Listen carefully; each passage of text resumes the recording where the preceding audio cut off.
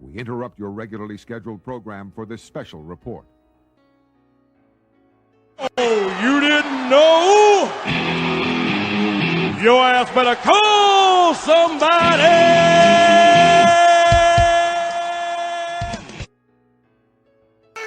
Awesome! You people bought a ticket to see me, so shut up! Yeah. Sometimes I get so mad, there's no control. Ladies and gentlemen, just in case you live under a rock, I might grab it bad, I don't know, my rap, my blood boils over like, oh God, here goes. I lost all feeling from my head to my toes. You said some shit that I can't let go, so just stay tuned for the rest of the show. So have you ever felt betrayed? Switches how you see things, realize something needs change. Cause I know you got me fucked up, let me show you what's up. Cause enough is enough. I'll take a face full of pavement just to make a statement. I know there's no turning back. Oh God, adrenaline wasted, so mad I can taste it. I know there's no turning back. I'll do what it takes, I ain't making mistakes like that. I'll play it on your face to make you go take it back. I'll lose my shit, I go crazy when I'm mad. And now you go wish you was just a fuck up real bad. Shut up. Be the villain! And I have no problem at all, because I couldn't care less if you like me or not. I'm here for success, and there's no one more successful than Grayson Waller. Yeah! Let me talk to you. War game. What's up, everybody? Welcome to the BX Sports Jedi Network Heel of the Ring. What's up, Chris? How are you? Salute. What is up, Kev? What is up, everybody? Heel of the Ring, Sports Jedi Network. We're back for another weekly wrestling. I'm excited. I'm excited after a week of getting caught up in Vengeance Day and All-Star Weekend. We're back, Kev. We're back. We're back. Let's have a lot to talk about. We're going to go a little backwards. Normally, we start on Monday Night Raw and work our way across the timeline. But what everyone's talking at a buzz is the final boss, Dwayne "The Rock" Johnson, comes back, makes an appearance on Friday Night SmackDown, where a lot of people either confused, or didn't like it. They're upset. They don't know what to think. First and foremost, we saw The Rock come out, kind of give flowers to Cody Rhodes and something out of Mortal Kombat. I want your soul. Your soul is mine. Chris, what's your thought on that whole Dwayne Johnson? Of course, by the way, we're blurring the lead. It was in New Orleans, Louisiana, and WrestleMania next year will be in New Orleans. So that's a great one where our guy Chris the Flash is from, his hometown. If your ears were ringing all last night, Chris, is that we were mentioning you in a good way, of course, and we're saying your hometown, you must be excited, you might be stoked, you got to start saving a little dollars of stuff so we could, or we got to send you there, or we got to meet up at WrestleMania. But let me go to Pittsburgh's Chris. Let me ask you, what are your thoughts on that promo? First off, Chris, congrats, dude. I felt the same way when they announced WrestleMania in Philly. But I'm a little, I'm a little confused here. I'm not gonna lie. We all thought we were gonna get some Cody and Rock type of feud, type of something after him coming out at Bad Blood, kind of giving us this, giving us, hints of, he literally just kicked his ass backstage not too long ago. Now it's at the Raw premiere. We kind of thought, oh, okay, this is just corporate Dwayne. He's TKO, which I want to get into TKO a little bit later. But I'm gonna get into it. He's a part of that. I was more like corporate Dwayne. We all thought, okay, final boss. This felt like the same thing with a little bit of final boss. I don't understand why The Rock keeps giving Cody flowers. It's WrestleMania season. We saw no indication of Roman Reigns. What happened with that? What happened with what happened with the Raw on Netflix when Roman beat Solo? And the Ula Fala. Where's that going? We didn't see anything. We didn't see anything bloodline or with Solo, with Roman. And I know Roman's out indefinitely, but if we're not getting a feud with Cody down the road, if this is like a way of The Rock and Cody joining forces, okay, like I don't understand what the hell's in the Elimination Chamber now. A lot of people are, what does this mean for the Elimination Chamber? Who does it make sense for it to win? And it really only comes down to two people, John Cena and CM Punk. CM Punk has his favor, and the feud's there already, and they teased it. And same thing with John Cena. There's history with those two guys, and those with The Rock and Cody. There's history with Cena or Punk. Those are the only two guys right now I can see winning the Rumble, or excuse me, the Elimination Chamber. My apologies. But I was just confused on last night's segment. He wants to collect Cody's soul. Everyone online is saying this is a potential heel turn. I don't know about you, but I was watching Ring of Honor when Cody was a heel, and I was watching all of that his indie run when Kingdom. He just debuted with Kingdom. He had his black hair. He just got that tattoo. If that Cody Rhodes were to show up in WWE, I'd be his biggest fan, because I have not been a fan of Cody since he's debuted. I don't think it's gonna happen. I just don't think right now you could market Cody as a heel. Maybe unless you do Cena as the baby face and Cody's the heel. But what does that leave? What does Cody do down the long run? Because Cena's gone after this year, and I don't think we're gonna see The Rock and Roman anytime soon. So if we're not getting Rock and Cody now, with the obvious The Rock being the heel and Cody being the face, what the hell are we getting? I'm not even talking about New Orleans. I'm talking about right now in 2 freaking months. Where's the WrestleMania build? Everyone was on Twitter, oh, The Rock's here saving WrestleMania. He didn't do that. He made WrestleMania more complicated last night. And I'm a big fan of The Rock. Look, I didn't grow up in the Attitude Era like Kev and all these other people. I grew up with, the Rock and, Cena era. Okay, but I know from watching all my history and all my knowledge, I know that The Rock, he's a draw. He's a draw. He needs to be put on the card. He needs to film whatever he needs to film, or scratch. I don't want to say scratch it. Obviously, a Hollywood production, you can't scratch a movie like that, but you can make time in your schedule. If you can make time for a freaking random Friday night in New Orleans, you can make time for the biggest event of the year in Vegas. So as of right now, I don't know where we stand. I would love to hear from you. I would love to hear from other people that can maybe. No, I like to hear from other people, not to like steal ideas. I like to, get okay, you help me yeah. So what do you think's going on? What do you think about The Rock? Because I'm kind of, I don't know what's going on. Okay, this is again, ladies and gentlemen, this is my interpretation. I'm not gonna be here to measure my penis. I've been watching wrestling since before WrestleMania, yada yada yada, all that stuff. Here's what I got the interpretation with The Rock coming out, wanting your soul. Here's where he keeps talking about.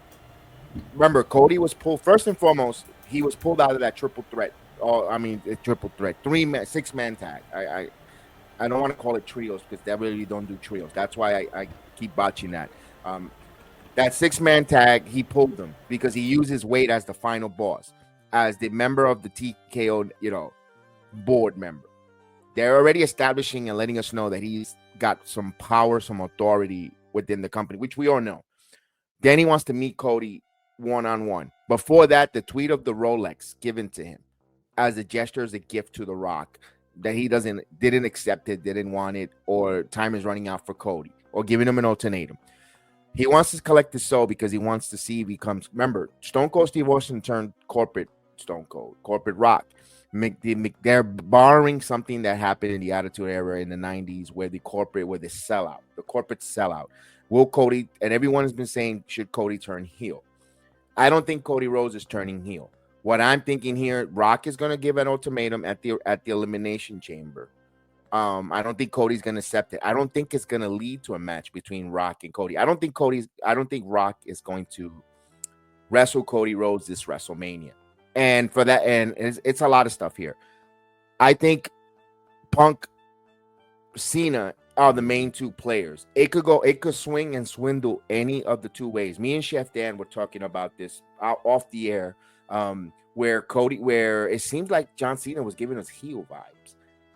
Where we mentioned it before on Monday Night Raw, and not to sound redundant for a lot of people that watch us, like, oh, you're recycling or saying the same thing week after week. But there's something, we are on all different platforms. There's always going to be a new set of ears that's going to listen to us. And we said, John Cena, hustle, loyalty, and respect. He's not really hustling because it's already March and we only seen him one time at Royal Rumble.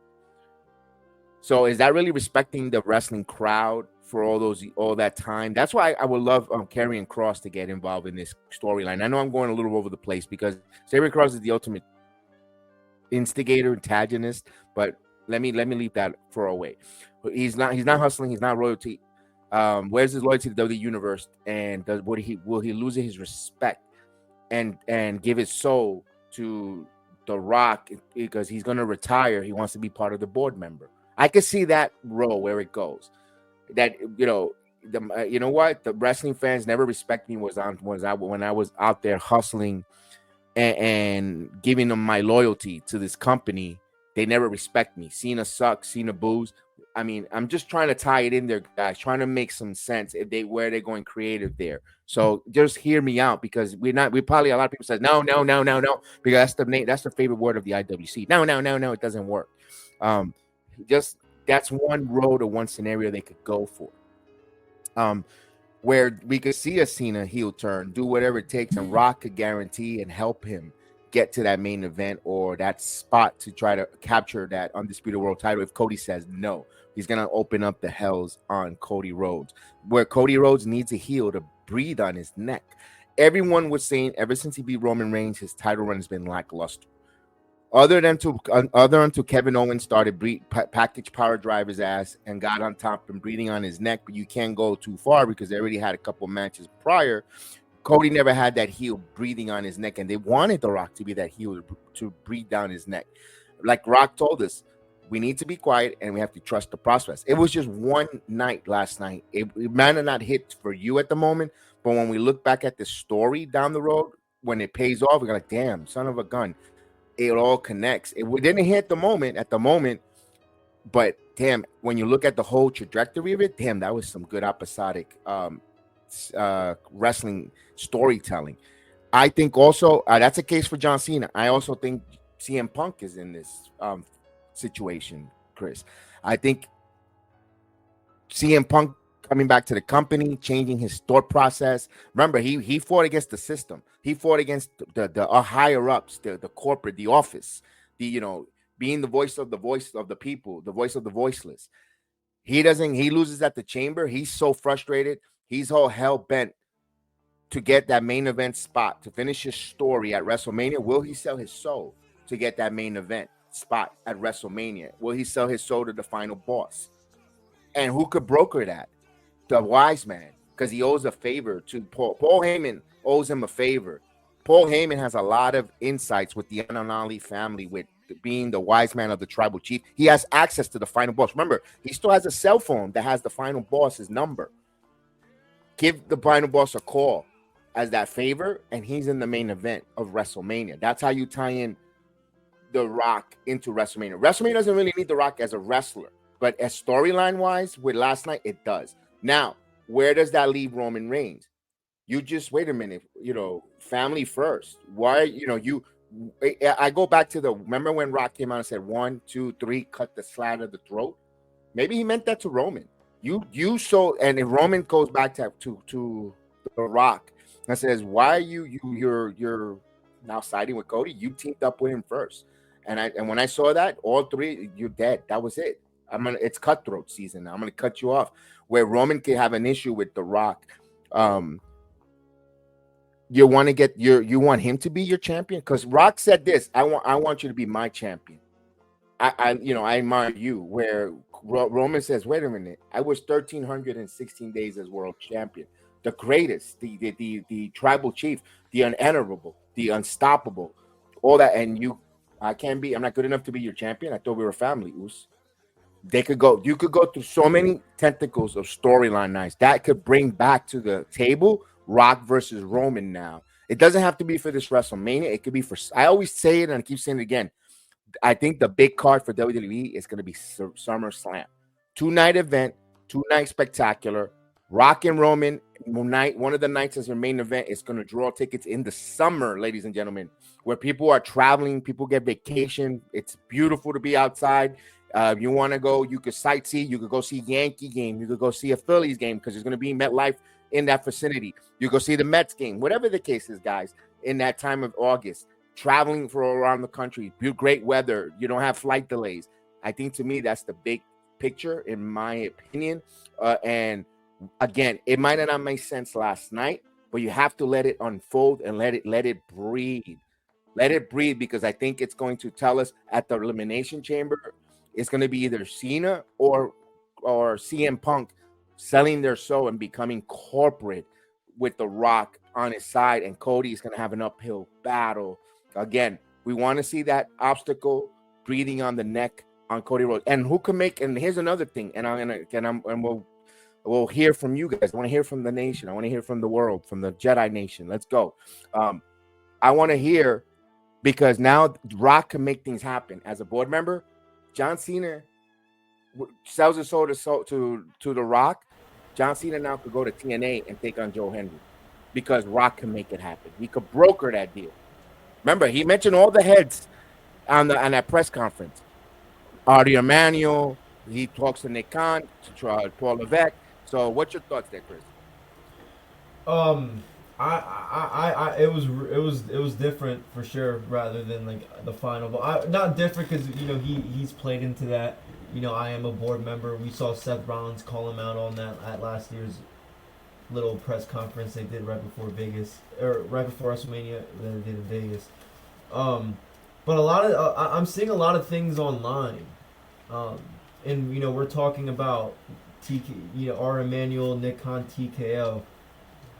Everyone online is saying since TKO has taken over, and hear me all the way, people online, I think this is BS in my opinion. Is TKO ruining WWE? Not the business, the product. We know they're making money, the most money they've ever made. We know they're generating ticket sales. But is TKO ruining the WWE product? I don't believe it, and I do, but I don't. And the reason why I say I don't to a little more is because I see a lot of this Triple H book. Maybe TKO's in his ear a little bit. Somebody's like, hey, or we gotta put the Rock. Certain people they want to see, especially on Netflix. And that's a whole other stuff. We'll talk about Raw later, but when it comes to TKO as a whole, I don't see the booking from other people. To me, this is a Triple H booking. He's pushing his favorites. His favorites that we've seen him on NXT are the same people on Raw. Candice LeRae, if TKO was booking the show, Candice LeRae would not be on SmackDown cutting a promo out there. She just wouldn't. Now I hear what you guys are saying, right? I mean, ever since they took over, ticket sales have been a little pricey. But they're going into hot markets. The product is hot. I mean, you're getting what you pay for. They extended the show 3 hours. I mean, we can criticize Triple H's booking, and I think we will later. But because we still have so many shows to talk about. But it's a little. That's something I've been seeing around, Kev. Is TKO's ruining the product? What do you think? Hey, here's twofold. I think we're so used to, or we're programmed to a Vince McMahon product for over 40 plus years since he's been running the WWE on TV, and when it became, regardless of the fact, I think when the WWE Rockin' Wrestling, I'm not talking about the final boss, the Rockin' Wrestling back in 1984, 85, when the first WrestleMania on, I think you could say wrestling has WWE has became mainstream. We could debate that all you want, if you like or not. I think wrestling became mainstream after WrestleMania 1. Ever since it's been mainstream, we've been programmed or at least desensitized or whatever to think of the Vince McMahon type of product brand. TKO coming in, everyone was excited. They wanted a new ownership. They thought things were going to be a little, and they are different.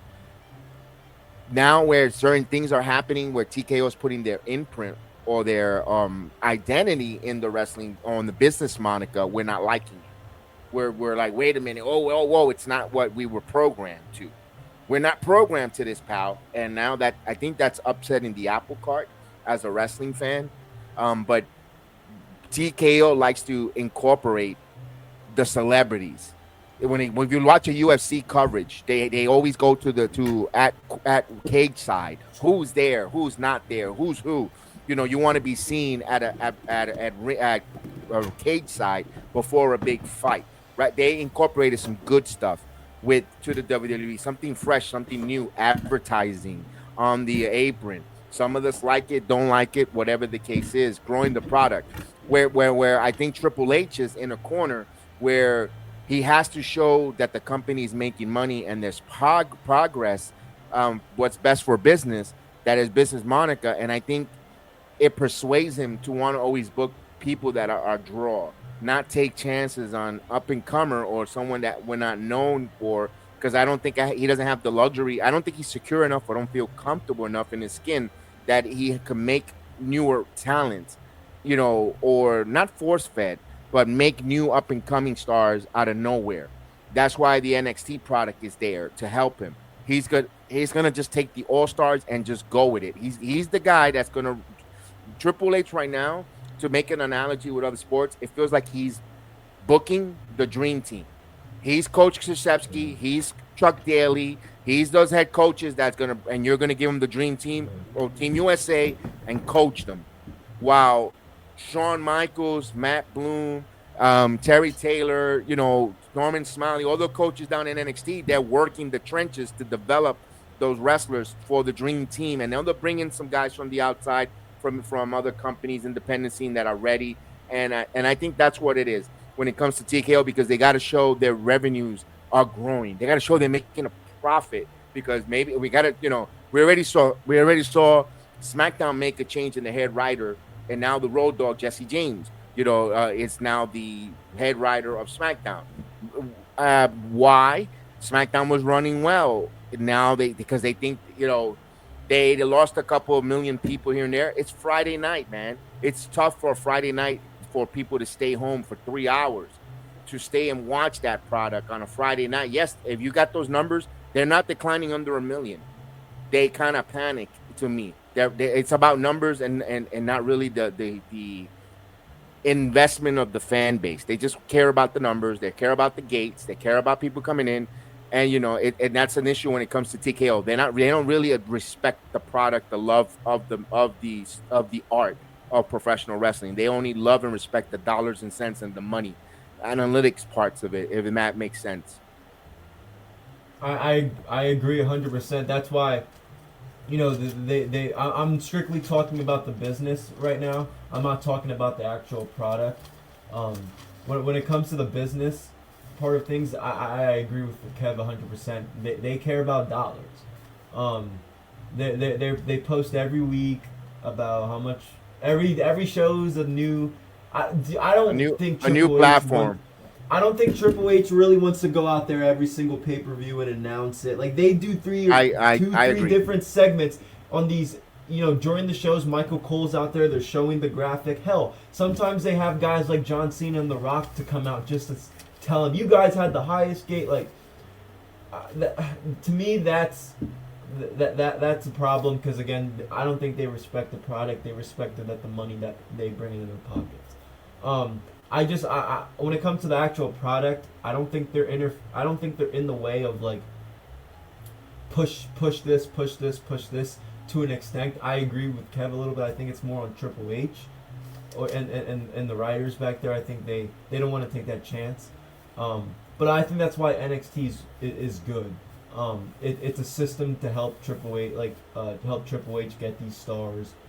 Shawn Michaels, you know, Kev really, he nailed it. All those guys down there, Matt Bloom, Shawn, they're all doing a good job getting these guys ready for Triple H and the main roster. But I hope the TKO, Ari Emanuel, all them, I hope they don't get involved in the product to where they're the ones telling who to book the show, because they don't know the fucking show.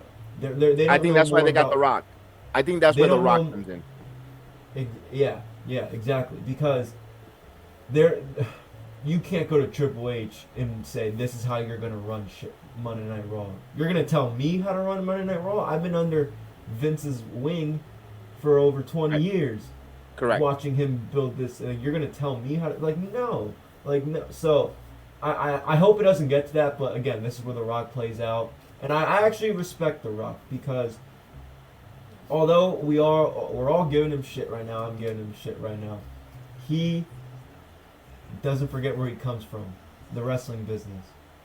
I mean, people might think it's a bad, The Rock's on the board. No, it's not that bad, because when, at the end of the day, if a guy like Ari Emanuel wants to go out there and make a decision, let's get Triple H out of head of creative. Just an example. The Rock is that guy, no. We're not gonna throw him out. You know what I'm saying? So Yes. I agree with you 100% on that. I just they're just a little money hungry right now, and they have That's what the it is. UFC. So I don't understand why it's They have the UFC, which is drawing way more people. What? No. The UFC is drawing way more money than WWE. So I don't see why they would have to get involved like that, in my opinion. All right. Because they're not doing it with Dana.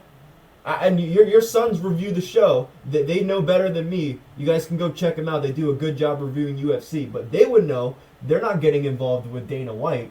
So I don't think they're going to get involved with Triple H. And Chris asked a good question. He says, do you think they'll go back to Thursdays? I don't think so, because right now that's TNA territory right now, and they found their niche on Friday nights. And again, it's not a good night to put it on, to be honest with you. Friday night, people tend, young people tends to go out and stuff like that. Yes, we are currently live, so please hit that like button. We are live right now. Salute to everyone that's joining us here on a Saturday afternoon. We're talking all about professional wrestling and so forth there. I wanted to also give a shout out to Nora Hazel for you. So salute. What's going on, man? Salute. All the same social handles on my Discord and Insta. So you can find me there. And of course, we appreciate it. Reach out. We definitely want to help you promote as well. But we appreciate you. We wanted to shout you out there. Of course, you can email me as well. It's in the video description.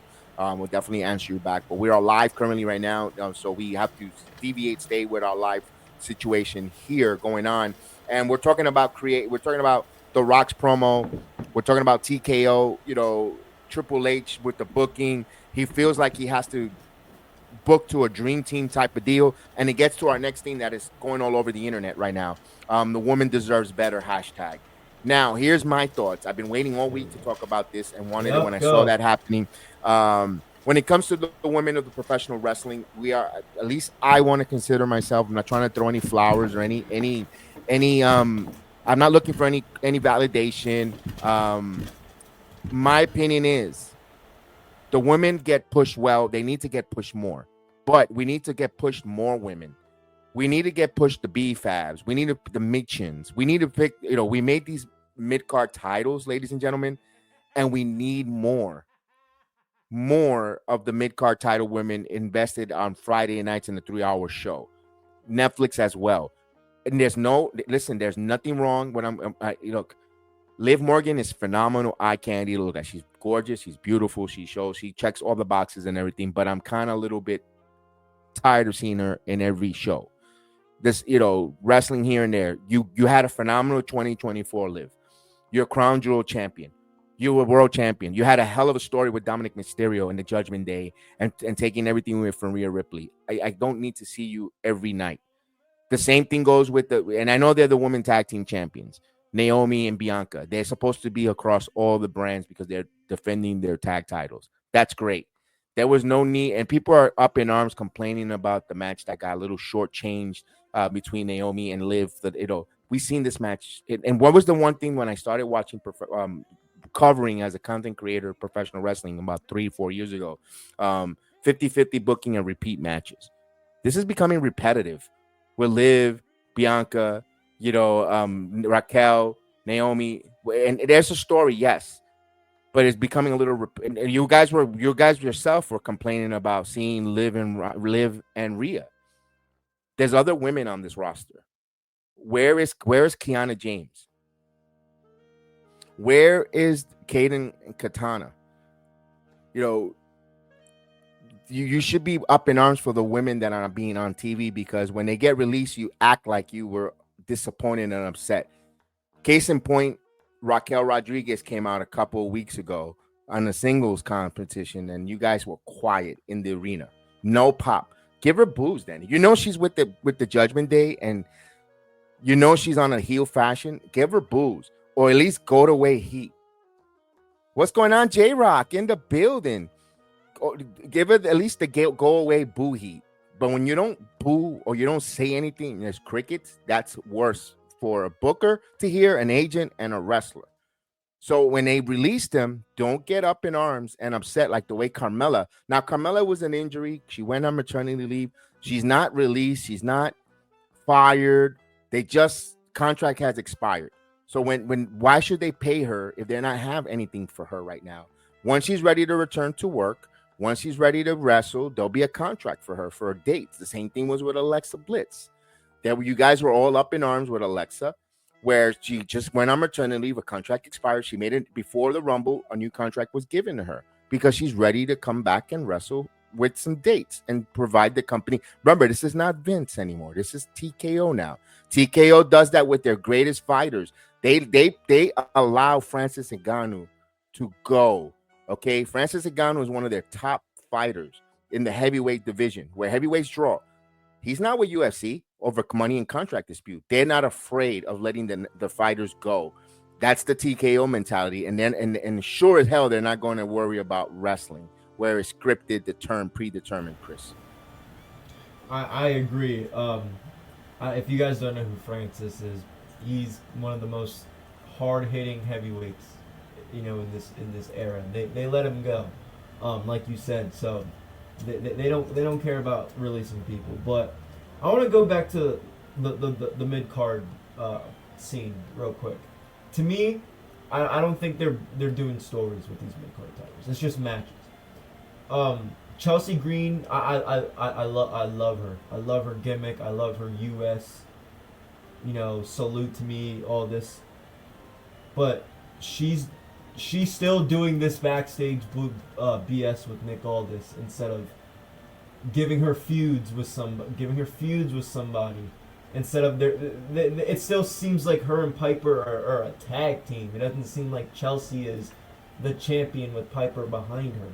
It might to some people. To me, it does not. Lyra Valkyria, my girl, you are amazing in the ring. But I'm not a fan. To me, to be a fan of women wrestling, I need, and just as male wrestling, actually, all wrestling, I need some character. I need something that gets my eye. That I'm interested. You just don't have that for me. I'm not too interested in your character, but I want you to get into some type of feud with somebody on Monday Night Raw, like a Natalia. They're going into Elimination or Canada. You're gonna tell me you couldn't had a little feud with her in a match there. There's certain people like Zelina Vega. Where the fuck has she been? She did a vignette last night. She's returning, like she's coming back to the company. Okay, cool. Have her do something, or so I assume she'll be on SmackDown, so she can do something with Chelsea. Like you said, there's more women that need to be in that spot. You can't just have you. It's okay to have these matches, but you need to draw the story, because right now when Lyra comes out, I don't care too much, and she's a champion. Make me invest in your champion a little more. That's why you got him. You got him because the women deserve better, and you got him for that reason. It's just it to me for WrestleMania season, it's I don't want to say it's the same 3 to 4 people, but they get mixed in, right? So it is the same women. It's the same women. Let's be honest, Chris. It's the same women being pushed over and over. I'm getting there, right? So I'm gonna say it's more that it is more of the same. But the reason why I said kind is, this year, they had EO, they have Tiffany this year. They throw in some they throw in some fresh people, right?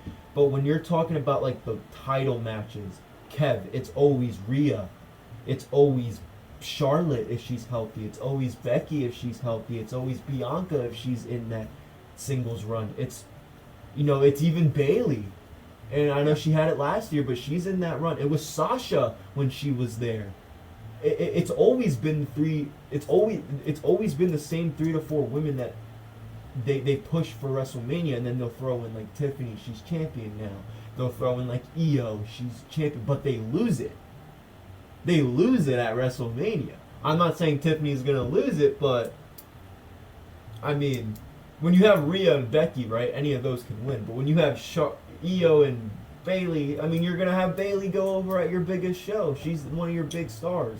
So for the WrestleMania season, I have a problem with the women's booking because of that reason right there. And like you said about repetitive, why is Liv Morgan still care about Rhea Ripley? She took her man, she took her faction, she took her title. She did everything she said she was going to do. Yes. Let it go. Let it go. You guys aren't even on the same fucking brand anymore, excuse my language. But you guys aren't on the same brand. And what, now she's possibly going to go win the Elimination Chamber just so we could run back a SummerSlam match? There's nothing to do anymore. They didn't have their match at. I'm talking about they had their match at SummerSlam. Oh, got you. So like we're gonna run a match back that we just saw at SummerSlam less than a year ago at WrestleMania. I just don't. I don't want to see it. But at the same time, Kev, it's like, who else could win? That could make sense to fight Rhea at that. You know what I'm saying? Because the story isn't there with anyone else but Liv, in my opinion. That's why we asked this question before we got into this rant. Is it Triple H or is it TKO? Where when I mean TKO, he's got to show great numbers. People want to, I got to give matches where people are going to get invested. I don't have the time to Triple H and creative don't feel like they have the time to develop these young women where they're going to get crickets. He won't put those mid-card titles on WrestleMania. Sorry. That's the issue. I'll be surprised. That's the issue. Is that because of TKO or is that because of Triple H scared? That's because of TKO. Exactly. So we can't get bothered with and call Triple H a fraud where, the man does push a lot. Between him and Sean, they push a lot of women wrestling. They're Sean's the best booker when it comes to but he's the best booker, but he's going to get some heat in a minute from myself. I love Shawn Michaels, but I'm going to give him some heat as well in a second. I personally, look, they could have had a chance where backstage, quick 30 seconds to a minute backstage where Lyra Valkyria wants to qualify for the Elimination Chamber, and you have Natalya say, why should you qualify for, you're already Intercontinental Champion, Women's Champion. I should be in the Elimination Chamber. I need a chance at the world title. Let them have an argument leading into a match, an Intercontinental match between Lyra Valkyria and Natalya in her own country in Canada. Bam, you're invested. Because you know what? Can't is the hometown. Even if Lyra goes over, the massive heat, and Lyra isn't supposed to be getting heat because she's a babyface, but still, you got people invested, right, wrong, or indifferent. They're invested because the pomp and circumstance, the enthusiasm of seeing Natalya possibly winning the Intercontinental title in Canada is a big draw. And that would have been for the crowd. And again, I know they don't book for the house; they book for the TV audience because that's the way you're supposed to book. The crowd is already there because they bought their tickets. You got them. You have to now invest, and that's an issue that happens for all elite wrestling. They don't know how to book for the international or the viewing audience. They book for the house at the moment for the 1,500 people that show up. Where WWE don't care about the 19,000. You already paid. You're in. They're worrying about the millions and millions that are watching across their platforms, and that's the issue that's happening. I would have liked to see that, Natalya versus Lyra Valkyria investment there because why should you're already champion? Why are you trying to? There's nothing wrong of upgrading if you're Intercontinental to go into the World Heavyweight title. I'm not saying you can't. Once you're in mid-card champion, you're stuck in taboo there, but there was to me is a little disconnect. They just became inaugural champions and you're already putting them in the Elimination Chamber. Again, that make a little bit sense. They're the king. They should be the queen of those Intercontinental and the United States reigns territory, where now people want to take those titles away from them. And I would have liked them to book that. Now, if this Friday we got Chelsea Green versus an anonymous challenger, who could it be? Could it be an NXT call up? Because remember, Heat Wave. I mean, not Heat Wave. Oh my goodness, we got WWE international. What you call it? They're gonna have some. There could be an NXT wrestler there. There could be an NXT wrestler coming up on Friday. You never know. You never know with that. I don't know why I said Heat Wave. I'm thinking about when they were in Toronto the first time for Money in the Bank. But my point is, they could easily invest us in the women's division with the mid-card titles. Storyline. Piper Niven with Chelsea with that gimmick hits hard. Why can't we get a little more of some backstory of BFAB, more Meacham, their friendship, their stuff? Who wants that United States title? Make us invest and want to get behind either one of those women to take those titles away from Chelsea Green, which they're not. But give us a thing where you think they are, because there's something there that you like. Damn, there's something we could see. I could see a BFAB coming through, or Meacham turns on BFAB, or vice versa, because you can't get the United States title. I need the United States title. Vice versa. It's simple storylines, but then when they get released, we all get excited and get upset about why they shouldn't get booked. Oh my God, they should have not got rid of. Listen, I've said it time and time again, and I'm very upset with it. Indy Hartwell, when she was called up on Monday Night Raw, when she was drafted, she was the NXT Women's Champion. I understand Indy, aka Samantha, was injured with her leg. She had a leg injury when she had, and they made her relinquish the title. That's fine. If you're going to make her relinquish the title because she got called up or elevated at that time, then book her as your undisputed reigning Intercontinental NXT Women's Champion. Book her like a champion. Don't book her like a jobber, because she just was NXT World Champion. What does that tell you about NXT women then? What does that tell you about the title holder of NXT? They're nothing once they make to the main roster. That means it's beneath, so they shouldn't be in the same level. That's the one disconnect I had with creative, where when it came to Indy Hartwell, she was the champion. Make it seem like that. Make her go. I'm not saying she has to be Bill Goldberg either, guys. I'm just saying make her win a couple matches for a couple of at least 3 months. Give me 90 days on the main roster when she's undefeated, and she never lost her NXT World title, Indy Hartwell, and she's making a rub shot here on Monday Night Raw. Even if she goes back let's say she goes back to NXT to try to capture that title for a moment, because you've seen that back and forth cross promotion on a Great American Bash or a Heat Wave, or later down the road, No Mercy, and she loses her first match. Oh, great. Then you want to keep her in catering. That's fine, but you want to still keep her booked hot and hard, because she was still your undefeated, or she was your undisputed NXT Women's Champion at that time. You didn't. You made her out there and you jobbed her. No, and you made us as wrestling fans. Remember, there's an audience now. Let's say, I'm not even going to say people don't know who these wrestlers are anymore from NXT, because NXT's numbers show you 900,000, 800,000 people, and the way when they leave the Performance Center out of Orlando, they show that people know who the hell these wrestlers are by the number of tickets and the building, the houses that we see NXT go. So it's not like before with Black and Gold. Who the hell is this? People know who Trick Williams is. People know who's a Roxanne Perez. My point is, they know who these wrestlers are. So you know what? You have to now continue to book them like they were in NXT. If they were on fire to get called up, you have to continue to book them that way. The way Tiffany Stratton. I'm gonna tell you this: what helped Tiffany Stratton was that crowd in Australia. What her success right now that she has currently right now. You got to thank Australia for that pop she got when she went to Elimination Chamber, and also that she's blonde. I hate to say it, guys, because she's blonde. We'll see what they do with Roxanne Perez. Yeah. I think she'll be all right, Roxanne. But I hope they don't use her for just matches and not showcase her like the way they're showcasing Tiffany. I agree. And Chris, we cannot get mad either. Here's another thing. We cannot get mad because we see it from the IWC. You can't be flip-flopping. You could You know what? Fan them the way you want to fan them. I'm not telling you how to fan them the way you want to fan them. Do whatever you want. But you can't be 1 minute, I need to, book the woman better. And then when we get Jade, I don't want to see Jade. Or when I get Nia, oh, she's the worst professional wrestler. Yes. She was. Yeah, I don't know why people say that about her. They're giving women chances, but then you're shitting on them. So what does that creative tell you? Let's not give them women, because every time you put the women out there, they're shitting on them. You can't have them both ways, ladies and gentlemen. You can't have it both ways.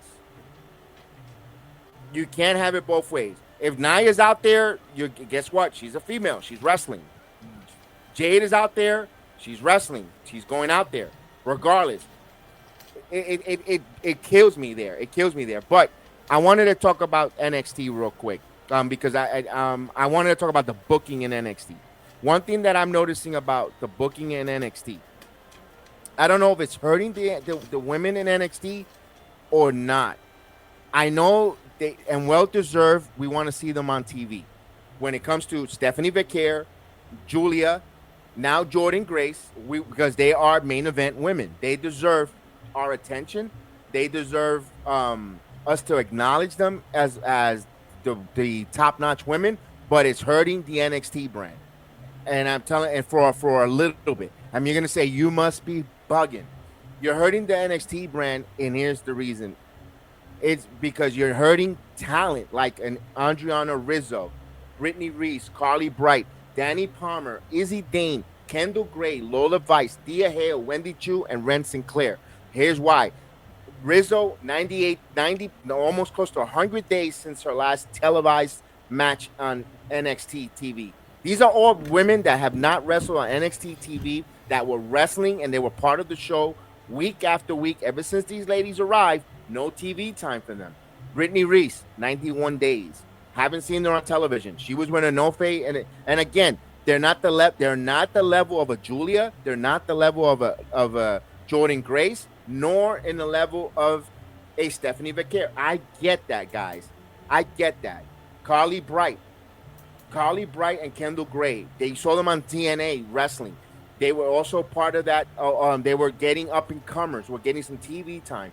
Neither one of them. 182 days for Kendall Gray, and for Carly Bright, 210 days that she has not been on television to wrestle. Danny Palmer is going to be almost 500 days. When they get released from NXT, don't go up in arms, because you know what? We wanted to see Bakure. We wanted to see Julia. We wanted to see so-and-so. Lola Vice, it's been 42 days. Lola Vice, who was a big signing for them. 42 days have not been on TV, other than that vignette where she was cold and you saw her nipples popping out of a white shirt. That's the only time we saw Lola Vice. We need to see her in the ring. We need to see her getting in a storyline. Because she's a big deal. You know what? She represents a lot of Latina women in the professional wrestling, besides Roxanne Perez. We want to see Lola Vice get in there. Thea Hale, who one of the hot incoming women, 203 days we haven't seen her on television. 203 days for Thea Hale. Thea Hale, who's so young and so energetic, and I'm not, listen, I don't like the Chase U gimmick. I hate it, but I appreciate what a Thea Hale does, what she brings. Her wrestling, she could wrestle. That little girl could wrestle, man. Great job. Wendy Chu, 112 days in NXT. We saw her in TNA. Great for her. We haven't seen her. Ren Sinclair, who's part of the No Quarter Catch Club, who got over her gimmick, who's finally became interesting to watch, Chris. It's been 63 days she hasn't been on TV. Yeah, those are interesting statistics. I'm surprised about Lola Vice. She was on, especially her. You've seen a lot of these other women in person. You living in Orlando, you going to NXT, so you know a little bit more about the other ladies. But Lola Vice specifically stuck out to me because her IWC fandom is ridiculous. She has mostly guys, but she has people that want to see her on TV. She was in these great kind of blood sport type of matches, with Shayna at pay-per-views and UFC, TKO doing a crossover. She was a part of good street match. She can put on a good street match. She can put on a really good, she's one of the few girls on that roster who could do a violent gimmick like that and not make it look like just girls going out like, no, because she's an MMA fighter. She's a real fighter. Right. Like she'll really kick your ass. So, and just by her going on the mic and telling her story, she represents a lot of people like us. Like that stat surprised me a lot. But I now that you bring that up, I can agree with you on that one a little bit, because I think NXT is so hot right now with the women that people want to go there. Like, I'm sure Jordynne Grace could have went to the main roster if she wanted to. I'm not saying, like, she's seasoned enough with American audience and the American audience and television. She's wrestled half of the freaking SmackDown roster in Impact with like Meet Jane and Chelsea, like Naomi. Like, she knows how to work with these women. You wouldn't put her in the Royal Rumble 2 years in a row. She didn't. So I think a lot of these women want to be in NXT. Like, she probably wants to be down there because they're being booked the best, and it kind of is hurting some of those girls, because like a Julia or a Vakir, like you kind of just took the thoughts out of that, right? Like, you said it perfect. They had a really big name internationally, and I don't think NXT gets that much anymore, at least. Maybe they did when they were doing the NXT UK, when they were expanding a little bit out more in the international and in the UK British independent scene, but they've kind of fell back from that. And it's hard to find two stars like a Vakir and Julia, in especially in the women who have that big following outside of the WWE. So, and you can market them in countries in Japan and Chile and Mexico. So I understand it, but it does suck when all these women, they're on TV. Some of them are going across for TNA, and they just get thrown out of the dust when a big name comes. Because again, a lot of these people want to be on NXT. Jordynne Grace could have been on the main roster. Roxanne's getting moved up. Now Bayley comes back down. Speaking of the positives, though, I do think they booked the women really well. The women that they have. Their mid-card women's title, the NXT North American title women's, is really good. I thought they did a good job with Vakir winning that. They did a good job, her losing, her getting beat up. They did a good job with Stephanie. People could say, oh, Julia just came in and won. I can understand that, but at the same time, Roxanne's getting ready to go up to the main roster. Yes. You gotta have your big star. Like Trick was. Like Ethan Page was. Like Ethan Page is another one. But we're talking about women. I think they booked their women really well. It's just, it's hard. It's hard because you just don't know where to put Lola Vice in right now. I don't know where she fits in. And the thing is, like, they do really. I mean, I know where she could be put in, obviously, but like from just like seeing weeks and weeks of just other people, and they put women's wrestling matches on a lot at NXT, a lot. I mean, every other match is a women's match. So I'm actually shocked that like girls like Lola Vice aren't being shown anymore, but. Yeah, that's I just think a lot of the girls want to be there, and it just leaves out a lot of talent that were there from kind of for a long time. And fair enough, because we are getting to see Fatal Influence. Those are three ladies that you may say they're seasoned, not seasoned, whatever the case is. They got some TV time, and I understand that not everyone can get TV time because it's a 2-hour show. I understand that, and you're gonna get some ladies lost in the sauce and lost in the shuffle. That's why I kind of, and I understand it was either a TV deal thing, or now that Evolve is coming up, maybe we see these ladies more in Evolve coming up in March. But that's why Level Up was very important, because we got to see them, get there. I'd seen a lot of Kendall Gray. I saw a lot of Carly Bright. I saw, Brittany Reese. These ladies could go, and maybe we'll get to see them go and wrestle on the Impact Zone. Maybe we'll get to see them wrestle and become a storyline part of TNA, so forth. And I know we were talking about this with me and Chef Dan. we kind of say SmackDown needs to go back to 2 hours, and dare I say, NXT deserves an extra hour. But we don't listen. We're not advocating for it. We just threw that out there. We were joking, half joking, but we kind of felt that way. Maybe NXT is the one that needs the extra hour, where SmackDown needs to be 2 hours. We're just saying. I'm not saying we're advocating. We're not saying before you guys go crazy and go no. We're just saying because of the talent that they have there, especially now that the men's continue to get bigger, as we're going to talk now NXT. We're a little bit over the place, but we're gonna try to talk a little bit about everything. It's NXT. We're gonna talk about NXT now. We jump. We're not staying in the order since we're on the NXT subject. The men's division now got bigger because now you have Ricky Saints, who changed his name from Starks to Saints. Where I like it.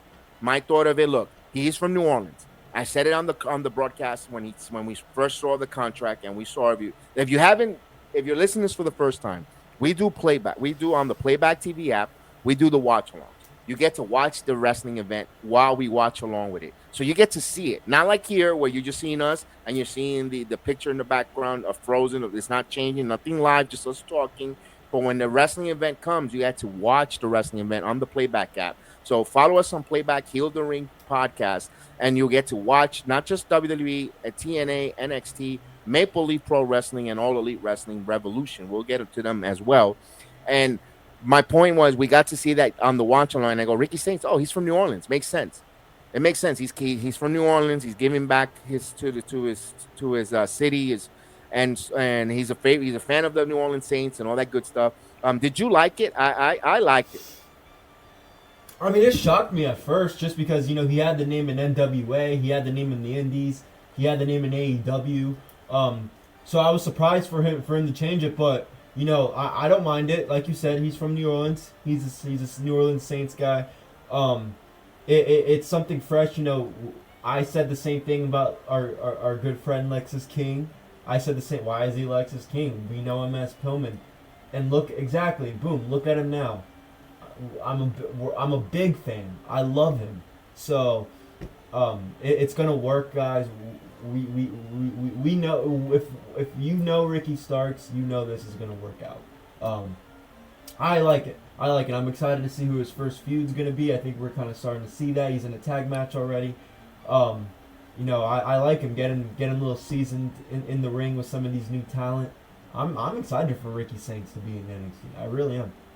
Me and Seth Dan were just so genuinely surprised. I know. And by the way, you guys killed it on the impressions and views on X. That was great.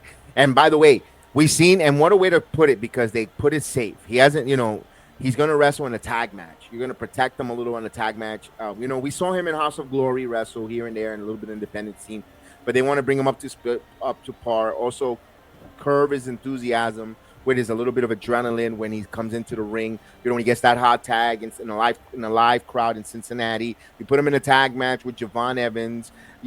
Wesley looks like it's going to be his first feud. Let's go. I'm ready to go. Yeah. Wesley, the and he's longest doing his thing in TNA too. He's competing at Sacrifice, right? Yeah. Yes, second longest reigning North American champion of NXT history. You put him there with one of the top-notch NXT guys to go with there. But I like the fact that Ethan Page came out. That was a little bit of a jab, a rib on the former company that they came from. I love that was it. great. I'm wearing my AEW shirt right now. So as an AEW fan, that made me laugh. That was cool. That was good to see them both there. And, of course, I like the Ethan Page trying to throw the rub that, let me guess, your first match is a title match. It really wasn't. It was a tag match. But he was, he was trying to put himself over at the expense of Ricky Saints, which was great. I appreciate Ethan Page's heel philosophy out there, coming out there. And that whole segment was awesome to see that there. But we're burying the lead. We're burying the lead. We were talking about Ricky Saints, but the crossover. The big crossover that we were waiting for in the beginning. No, that's the second one. To me, I know what you're talking about. Oba and Moose, yeah.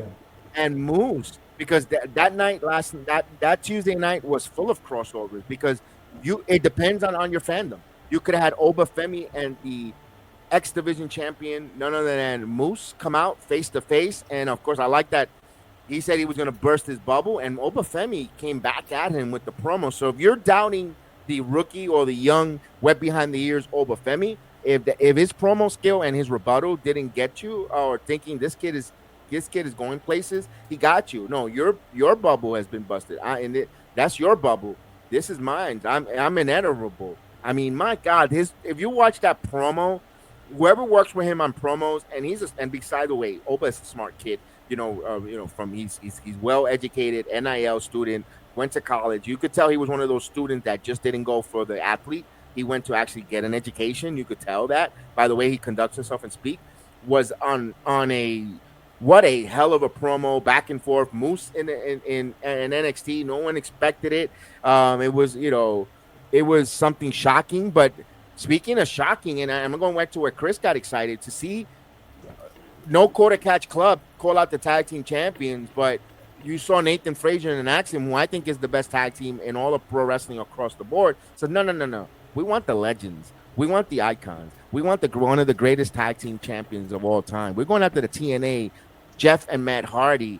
And then the Hardys watching, and they cut a promo, and it goes live on WWE. It gets reposted on WWE TV.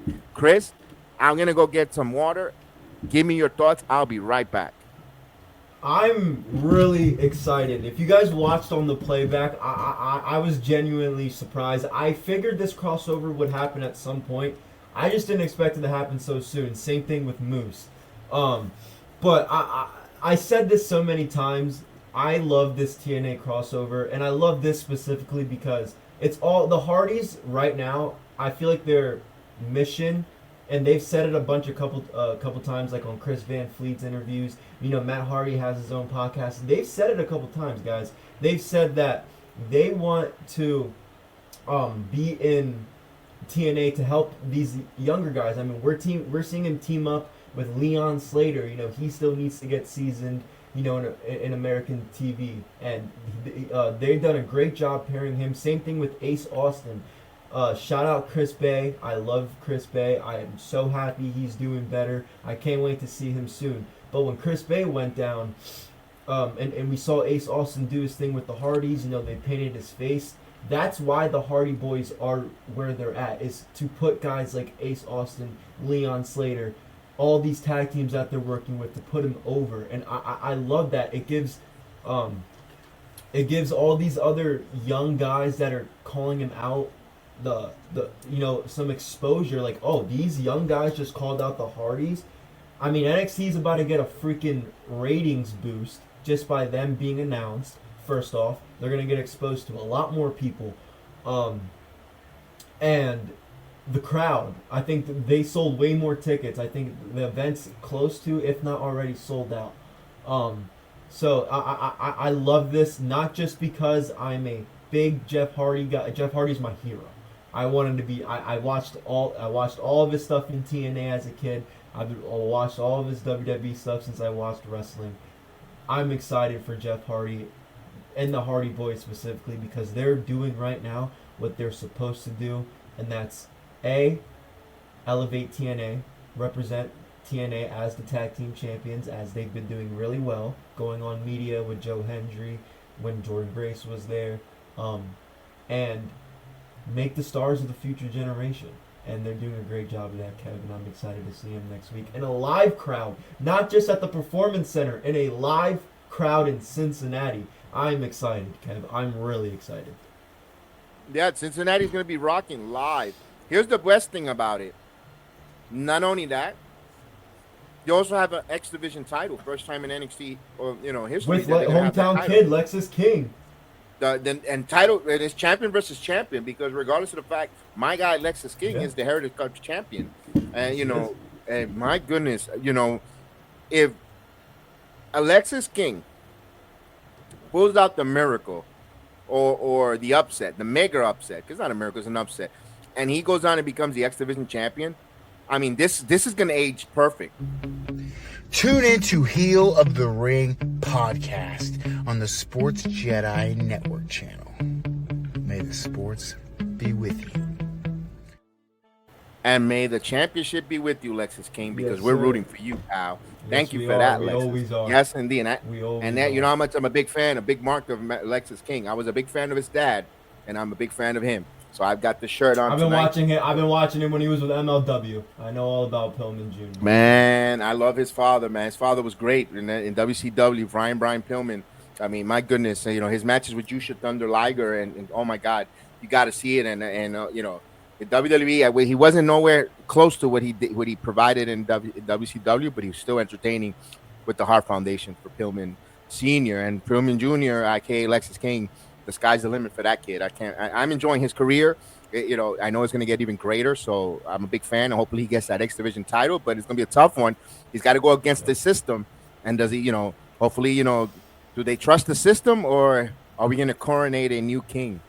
We will find out. Is he going to get a new kingdom for the king, Lexus King? We will all find out, man. That was great. NXT, your thoughts of the night there with some memorable moments. We had the ending.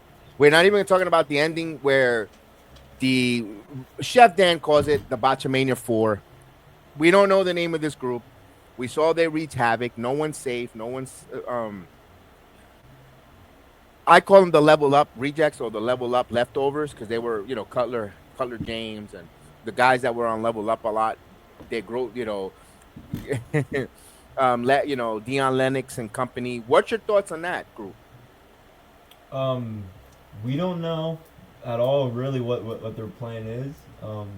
They just look like some Shield or like some like what was that group with like Eric Young when they came Sanity or Retribution? It kind of reminds me of like a Retribution type of thing, like, or like I don't know, like the Mask like coming at like there's a lot of that already. But I want to see where it goes. I'm not hating on it. I want to see where it goes. We don't know too much about these guys, all other than them posting some trolls or some hints after they debuted on Vengeance Day. Other than that, we don't that's know what we got to about see, these guys. Chris. Or We their got to intentions. wait. We have to wait and see what are their intentions. What's their mission statement? We don't know what their mission statement is. We're seeing actions right now. They're laying everyone waste in the back in the locker room. Also, Robert Stone in his desk. So they're right now. They're obviously disgruntled, irate about something. Could it be that they lost their TV time and level up? We don't know that. We gotta wait for it to play out. They're taking everyone and anyone out as a group. We saw, you know, Dion Lennox. The last time we saw him on TV, he lost a match and Trick Williams snubbed him. He mushed him or snubbed him with his shoulders, and he didn't care to take the back because he was trying to be this nice guy with glasses. He was this Urkel character. And then when he took off his glasses, he turned into Stephen Arkell. You know, if you watch Family Matters, you know what I'm talking about. He turned into an alter ego personality. Did he finally unhinge and snap and found other wrestlers in the locker room that, you know what, how the hell are we going to get on TV time? There is no level up. There's nowhere for us to go. Now, let's make a statement. Let's make a statement. Let's wreak havoc. Maybe that's what that is. We got to wait and see on that for that group. And what the name of the group is. You know, we don't know the name of the group. We're just throwing the Botchamania 4 because the kid, when he put his mask up, he covered his whole face. Like, dude, you got to cover just up to your nose. He botched that up, and Chef Dan gave him the Botchamania 4. I call them the level uppers, you know, the leftover level uppers. So we'll find out what that goes there going forward. One of the things that we saw, Andre Chase in a match, you know, he took on Eddie Thorpe. Eddie Thorpe continues to be the heel. Keep pushing him and beat Andre Chase, but it leading to a match with Trick Williams, where we see Trick Williams being more intensified with his promos. We'll find out with Trick Williams. You know, we know his time is to the in NXT might be coming up. He might be heading up to the main roster. Who knows? But he's trying to go out with a memorable moment, a memorable heel in Eddie Thorpe, and that's a good thing. Let me ask you this: Stacks versus Sean Spears, that group. Your thoughts? I like Sean Spears. I'm happy he's getting his own little faction to help some of these guys get over. I think Sean Spears he's good. You know, he's a great in-ring wrestler, has a lot of experience in the business. I'm excited to see what he has. Stacks. You know, he's doing good stuff with the Tony D'Angelo family over there. I think, you know, that could lead to a feud with some of his members, some of his family members down the road. But I'm a little more curious for Sean Spears because I think Sax has a direction that they could go with down the line. With Sean Spears, he's in a faction. He's not really in feuds. So I kind of want to see where they go from there. But I thought the match was really well. I think Spears might be the North American champion. I wouldn't be surprised. I would like that. I wouldn't mind that. I think he'd beat Tony D'Angelo down the line at Stand and Deliver. I can see that, Stand and Deliver. Okay. Yeah, I can see that. I can see that there. I wouldn't be surprised if he gets to the head of Stacks. You never know. Although I don't know. But I think Sean Spears become champion one way or another. And that NXT. Other than one more thing, we saw Jordynne Grace, of course. Got in that six-woman tag against Fatal Influence. Jordynne Grace looks dominant as always. They're allowing her to use the Muscle Buster, which that was a banned move in the WWE under the other regime. They're allowing the Muscle Buster there for Jordynne Grace. The Jordan Driver could be a little dangerous if you don't tuck your neck in. But that's inside. That's inside wrestling. That's a little inside wrestling. That's not us as a viewer to worry about. That's the performer who has to tuck their neck in when they hit that. Hopefully the performers know that and they get schooled on that. For that, I want to see something else from NXT that I wanted to talk about. Other than what was it? It was something. Here it is. We saw Last Legend, Jakara taking on Zarya and Soruka in a match that I was a little like, okay, I didn't expect Meta Girls to lose to Zarya and Soruka. I thought Zarya was going to turn. I've been saying that for a while that I'm going to see a heel turn from Zarya, but it looks like they're swerving us the way they did with Fraxium. We all thought that Fraxium was going to split. Nathan Frazier was going to turn heel on Axiom and Yoda. Now they became the greatest tag team right now in current in wrestling, all across wrestling right now. They're one of the best. Your thoughts? What are you thinking with Zarya and Soruka? I think Soruka is. I think Zarya. This would be perfect for her to turn on Soruka. I think you could build. Do you think they'll pull the trigger? Do you think they'll pull the trigger on it? They should, because I think Zarya would work well, and she has for most of her career, correct me wrong, as a big, strong monster heel, kind of like a Nia Jax. And I think they could use that for Soruka. I mean, she's over. I know she's kind of getting slowly fading away from that little surfer gimmick, but she could. This could be a feud for her. We need feuds for a lot of these people. These people could be these girls could keep having great in-ring matches every week, just like they do. And I don't even like to say stuff like this. You guys, we're going into that next. Right. But I don't even like to say about. But you don't do what AEW does. Give me a story. I will judge you and I will like you more if you give me a story or a feud. Because then you're telling me you can put good matches and storytell. So I think I do think they should put the trigger, and I think they both could pull it off. Yeah, I'm glad you mentioned Soruka going away from a surfer gimmick, adding a lot of sex appeal into her gimmick. A lot of sex appeal. From the cleavage, and again, we're not complaining. Don't take it as a complaint, but we're noticing the difference. We don't see her as a young surfer, young girl. She's now becoming like a woman. Same thing with Cora Jade. Cora Jade was this skateboard, young teensy, and now we're seeing her like damn, she's growing up. Like more, there's a sex appeal to it. Now I don't know if it's done on purpose not. Good, bad, or indifference. That's for you guys to interpret on your fandom. But we're noticing that difference in Soruka. Does that causes a rift between Zarya and So? I don't know. Hashtag noticing. There you go.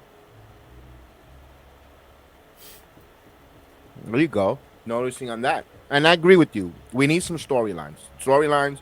And that's not a problem in NXT. NXT gets you that. NXT doesn't give you the matches week after week. They give you a reason, rhyme, and reason from everything.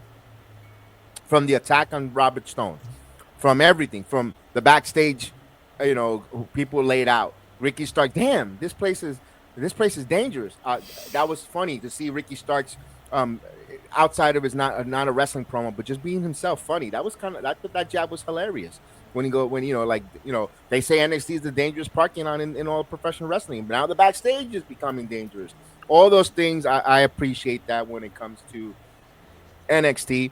We're gonna give AEW some time because I don't want to shortchange them. They've been, upping, at least this Wednesday, to a lot of people, they had a better Dynamite. I've got some good stuff and some negative stuff with it.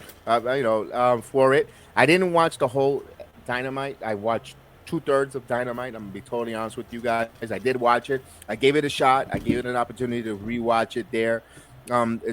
Let's go right to what everyone's talking about. The promo between Hangman Page and MJF. They haven't wrestled, I believe, 5 years they haven't wrestled, or 4 years they haven't wrestled. Your thoughts? Because these are the two big. When you talk about AEW, when they're opening the doors and a pillar, because I know that gets thrown around a lot. I'm not talking about Sheldon, Leonard, Kutapali, and Wallowitz. I'm talking about the 4 pillars of AEW, although you could say those are the guys. But your thoughts there on those two face to face? So, as somebody who watched it, I think, because I saw this get some negatives online. I don't think this was negative. I'm not going to speak negative about this at all. I like this. Now, was this a typical MJF promo where, he's taking shots, all that? That's MJF at this point, guys. We've seen it for the last 4 or 5 years. We know. But this feels fresh. Like Kev said, these guys haven't fought in almost 4 years. I can't specifically remember the pay-per-view, and I don't want to butcher it, but I think this is fresh. Now, they don't have a title on the line for it. They don't need it. These are 2 of the biggest stars AEW has on their roster right now. I think this could lead for something. My only thing is this. It is a must-needed feud. And I'm happy AEW pointed, like I said 2 weeks ago on this show, on Weekly Wrestling, I said, they need to push the Jeff Jarrett BS and give us this. And they did it. I'm just curious what happened with him, though. I mean, he's not on TV anymore. Or he hasn't been on TV in a couple weeks. MJF has no mention. I mean, at least him and Dustin had a match. He hasn't had a match with Jarrett yet. So that's the only thing. MJF is kind of going from this guy to this guy, back to this guy, then to this guy. But this is where they need to focus it on MJF and Hangman. And I think, they're in the crypto arena for AEW Revolution. They're in the arena where the freaking Los Angeles. They're not at the Kia Forum. They're not in some little. They're not at UCLA. They're not at USC. They're in the crypto arena where the Lakers play, where LeBron stays, where the great late Kobe Bryant made his name. You gotta give this arena a show. You gotta give this arena a something to watch. You can't just go into this show, into this, the crypto arena is a big deal. I don't care what anyone says. That is arguably the biggest attraction other than Madison Square Garden. So, you gotta have money-making matches, and honestly, this is a good start. Now, I have a lot to complain about, and we'll get to it with this show, with this company right now, leading up to Revolution, and I'll talk about it soon. But I want to hear your final thoughts on MJF and Hangman before I get into that. It's a fresh set of eyeballs. 2 of the company I appreciate because these are not two ex-WWEers. For a company that a lot of people on the internet give a lot of crap to, because they got to use the old veteran, the old WWEer, the old returning, or the fade, hanging on like a receding hairline wrestler.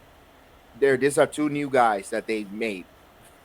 MJF was he was born and bred and made in AEW. Hangman Page, becoming the world champion, his run and so forth. Great job. You want to see these 2 go at it. You want to pay the ticket, like you said, in a big arena like the Staples Center. That draws me. That makes me want to see that match. Yes.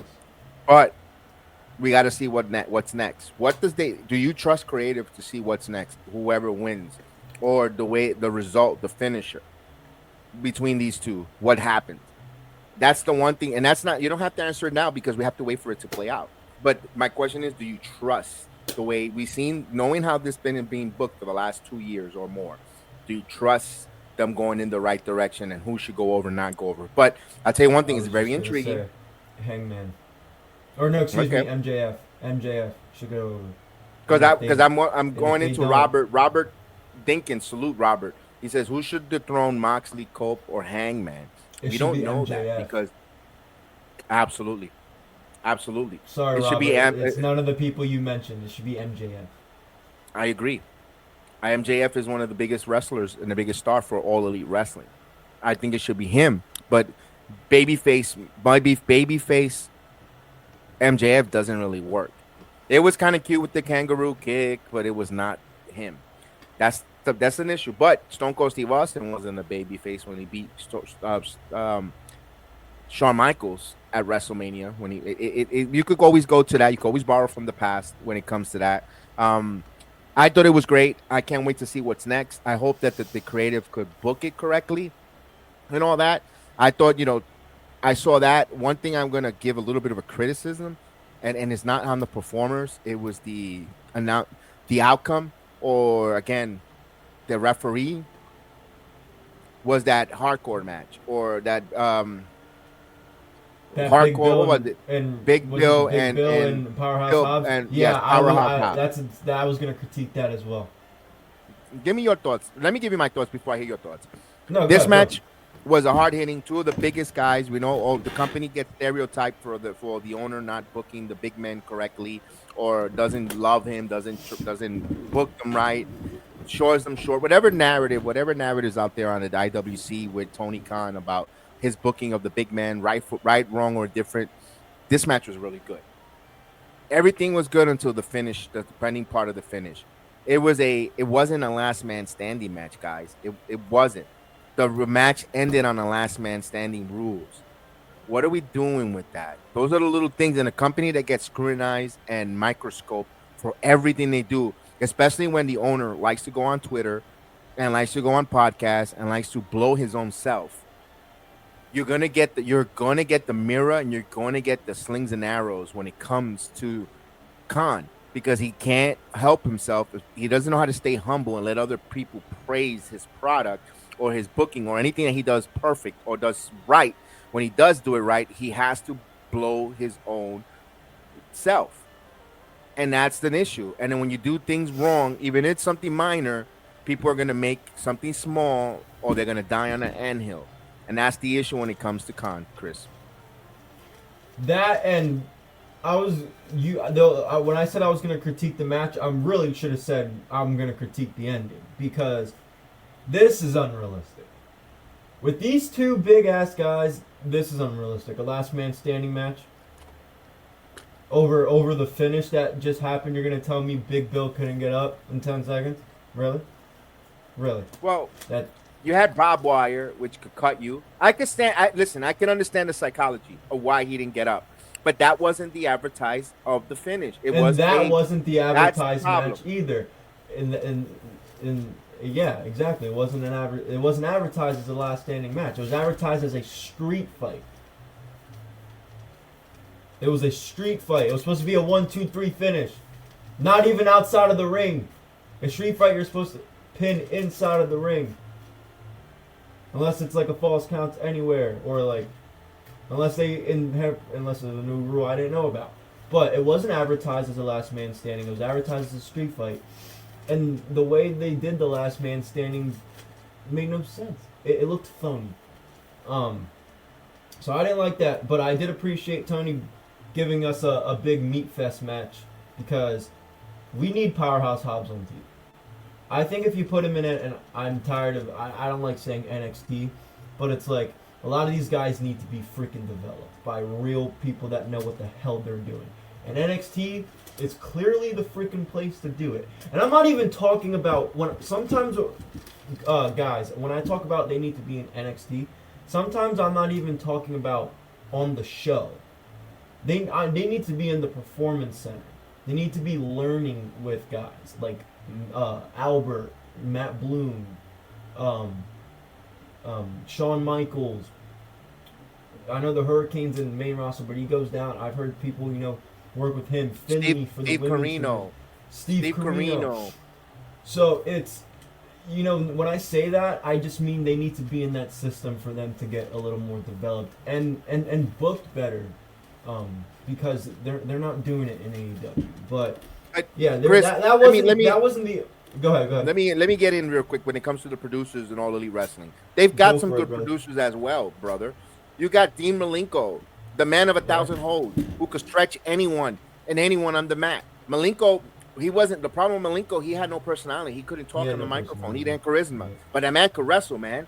You see his WCW days, and I wasn't a big WCW guy, but I give credit to Dean Malenko. Was really good with the Texas Cloverleaf. He would put you in all these submissions. He was a hell of a wrestler who when it comes to the psychology of wrestling, Malenko gets it. You also have Jerry Lynn, one of the most underutilized man in all professional wrestling in ECW. Jerry Lynn put on some hell, man. He could go hardcore. He could also scrap it in the match, in the ring. So they've got some producers. Sanjay Dutt, regardless if you like him or don't like him. The problem is some of these guys are bought to the AEW to be producers, and they want to become on-air talent. That's like Jeff Jarrett. Why? Jeff Jarrett needs to be back there booking the show, in my opinion. Not absolutely. Like Jeff Jarrett. Like whether MJF may have said something about, the reality is, if you watched, any of you guys watched TNA back in the mid 2000s, late 2010s, around that area, you would know it wasn't just Jeff Jarrett running. And in the beginning, when TNA started, look how it was, and compared to when all these other people Jarrett was involved with. So, but he was great as an on-screen character there. My point is, Jeff Jarrett, brother, when you were done doing whatever run you're doing, and if I know you're not going to see this, but if somehow this gets to you, please, as a day one AEW fan, I miss the product that I watched in 2019, 2020, 2021. You can bring that. You have been with the company for long enough. You know Toni good enough. You know some of these wrestlers good enough. You need to be back there, brother. But I agree with Kev. They have so much good talent back there, producers. You have Jim fucking Ross, for God crying out loud. It's an encyclopedia. The guy is smart. The guy knows. He was talent relation. He worked under Vince McMahon. He knows. He was the head of talent relation under Vince McMahon. We wouldn't get the Hardy Boys without Jim Ross. We wouldn't get Rey Mysterio without Jim Ross. When Rey Mysterio went to the Hall of Fame, he called Jim Ross and said, "I wouldn't be here without you, JR." Like, Jim Ross has advocated for some of these guys. Like, he has seen it all. He's fired some of the people. He's fired some of the biggest names in this business. He's also hired some of the biggest names in this business. You gotta use your resources, Tony. You can't be. You have, like, me and Kev come here every single week and say this. You're the head of scouting or whatever the fuck you are for the Jacksonville Jaguars. You run a football team in the UK. You run all this media. You run a big media business. You need people. And wrestling, you have. In wrestling, out of all your companies, Tony, AEW could be your most successful. No offense to the Jaguars and any Jaguars fans in here. Y'all suck. And you guys suck. I don't think he's going to get any success with the Jacksonville Jaguars. He needs to put all of his focus on All Elite Wrestling, and if he's not, use the people that we just said to help you. Delegate. Put a wrestling mind to delegate. Nothing wrong with delegation, and you're the overseer. Nothing wrong with that. But when he has multi hats, when it looks like it, this is the product you get. But we were talking about the Powerhouse Hobbs match. We saw it was it was a good match, but the finish was a little bit of a disconnect. And something that I see a lot of people said it connected with them was Timeless Tony Page's promo open challenge in the middle of the ring. You mean Timeless Tony Storm? Yeah, I mean I said Timeless Tony Page. I don't know why. I don't know why. Give me a break. Tony Storm open invitation challenge. Now she beat Mariah May. Okay, rightfully so. If she went over, not over at her hometown, what's next for her? Because Mercedes Hogan isn't going to wrestle her. Mm-hmm. That's not going to work for her, brother. That's the only thing that's left. That's the only thing that's left in All Elite Wrestling. So you blew through the whole women's division. Or Megan Bayne, maybe. But Megan Bayne just got there. I'm gonna say something that's gonna not be popular. Go for it, because I got something to say is not popular either. Take this damn timeless Toni Storm gimmick off my TV. I want to turn the TV off every time she comes onto my... First, she's timeless Toni Storm. Then she goes back to her character that she was late WWE when she came into AEW, which I liked. And then she doesn't know who the hell she is now. I don't like it. I didn't like it in the beginning. It was this cringy Marilyn Monroe wrestler. I didn't buy it. For how good she is in the ring, her character is really boring. It's not even... I don't even want to say it's boring because she has her... she had Mariah May. She has that idiot with the white suit. Like, she has people that... Yeah, him. She has people that makes it good and that understand. Like, she's playing like Marilyn Monroe. She's like, whatever. But now that she's like by herself in that ring and she just keeps on doing it. I don't understand what was the point of being confused. What was the point of that? I don't like the gimmick. I don't like the gimmick. I love Toni Storm. She's phenomenal in the ring. I think she's the best wrestler AEW has in that company. Her and Sasha in ring technical wise, they're probably the two best in that ring. But where the hell's Jamie Hayter? Where the hell is Deonna Purrazzo? Like, where are these people? And it doesn't help that Mercedes Hogan is holding all the damn titles. Like, she doesn't want to get rid of it. Like, it doesn't help. Like, and this timeless Toni Storm gimmick isn't helping their division, in my opinion. They need a Britt Baker back, in my opinion. Tony needs to beg on his knees and do whatever he can to get Britt Baker back on his women's roster. Because this women's roster is a joke, in my opinion. I don't care what anyone says. I do not like the champion. I do not like both the champions. I don't like any of the stories. But I like Chris Statlander. I like Willow. I like some of these girls, but it's hard for me to root for them when I know that they're not going to get booked to win championships. They're not going to get booked to be on these matches. You're going to book Chris Statlander and Willow Nightingale, two of your best wrestlers, and they booked them on a freaking pre-show. The only match I cared about for the women's roster, and they booked it on a pre-show. I watched it for free on YouTube. And you don't see the social warrior, justice warriors out there. Hashtag, women deserve better for All Elite Wrestling. But WWE, where they have more women employed and they give them more TV time, main eventing, and they close out shows, they do all that. They don't put them on pre-shows. No one's tweeting women deserves better for All Elite Wrestling. But meanwhile, if it's WWE, if you got people like Minerva, there's 3 hours bitching and complaining about that shit. You should, and meanwhile, she's over there. When it's AEW, she's deep throating the fucking product. Seriously. And speaking of women in this roster, and somebody who I want to talk about this, Kev. And this is somebody who I was such a big fan of in this women's roster, who I think should have been AEW Women's Champion. But what is Thunder Rosa doing? What was that walkout with the chair? What is this Tijuana street fight going on? Kev, I want to let you go over because I know you have a lot to say about it. But what I'm going to say real quick is, what was this? What is she doing? Why is she having these collision street garbage matches? Why isn't she? And why is she going on Busted Open complaining all this? Girl, go. You should be in the AEW title scene. You should be the champion. You have the most. You're probably the best wrestler. You have one of the best gimmicks. You represent. You're the only wrestler, really the only women's wrestler on that roster that can represent Latino people. What the frick are you doing? Why are you going out? Kev, take over. I don't even want to talk about it. Well, yeah, I wanted to talk about Timeless Toni Storm, and then I get to Thunder Rosa real quick. Okay, go ahead. I didn't like Timeless Toni Storm. That gimmick. People love it, of course. People want to see, and she's in that same category visual, like Akita Lyons. You got a blonde, white lady, Caucasian that looks like a sister with a body of a sister, and you're salivating over it. Let's keep it real. Let's keep it freaking 100% real.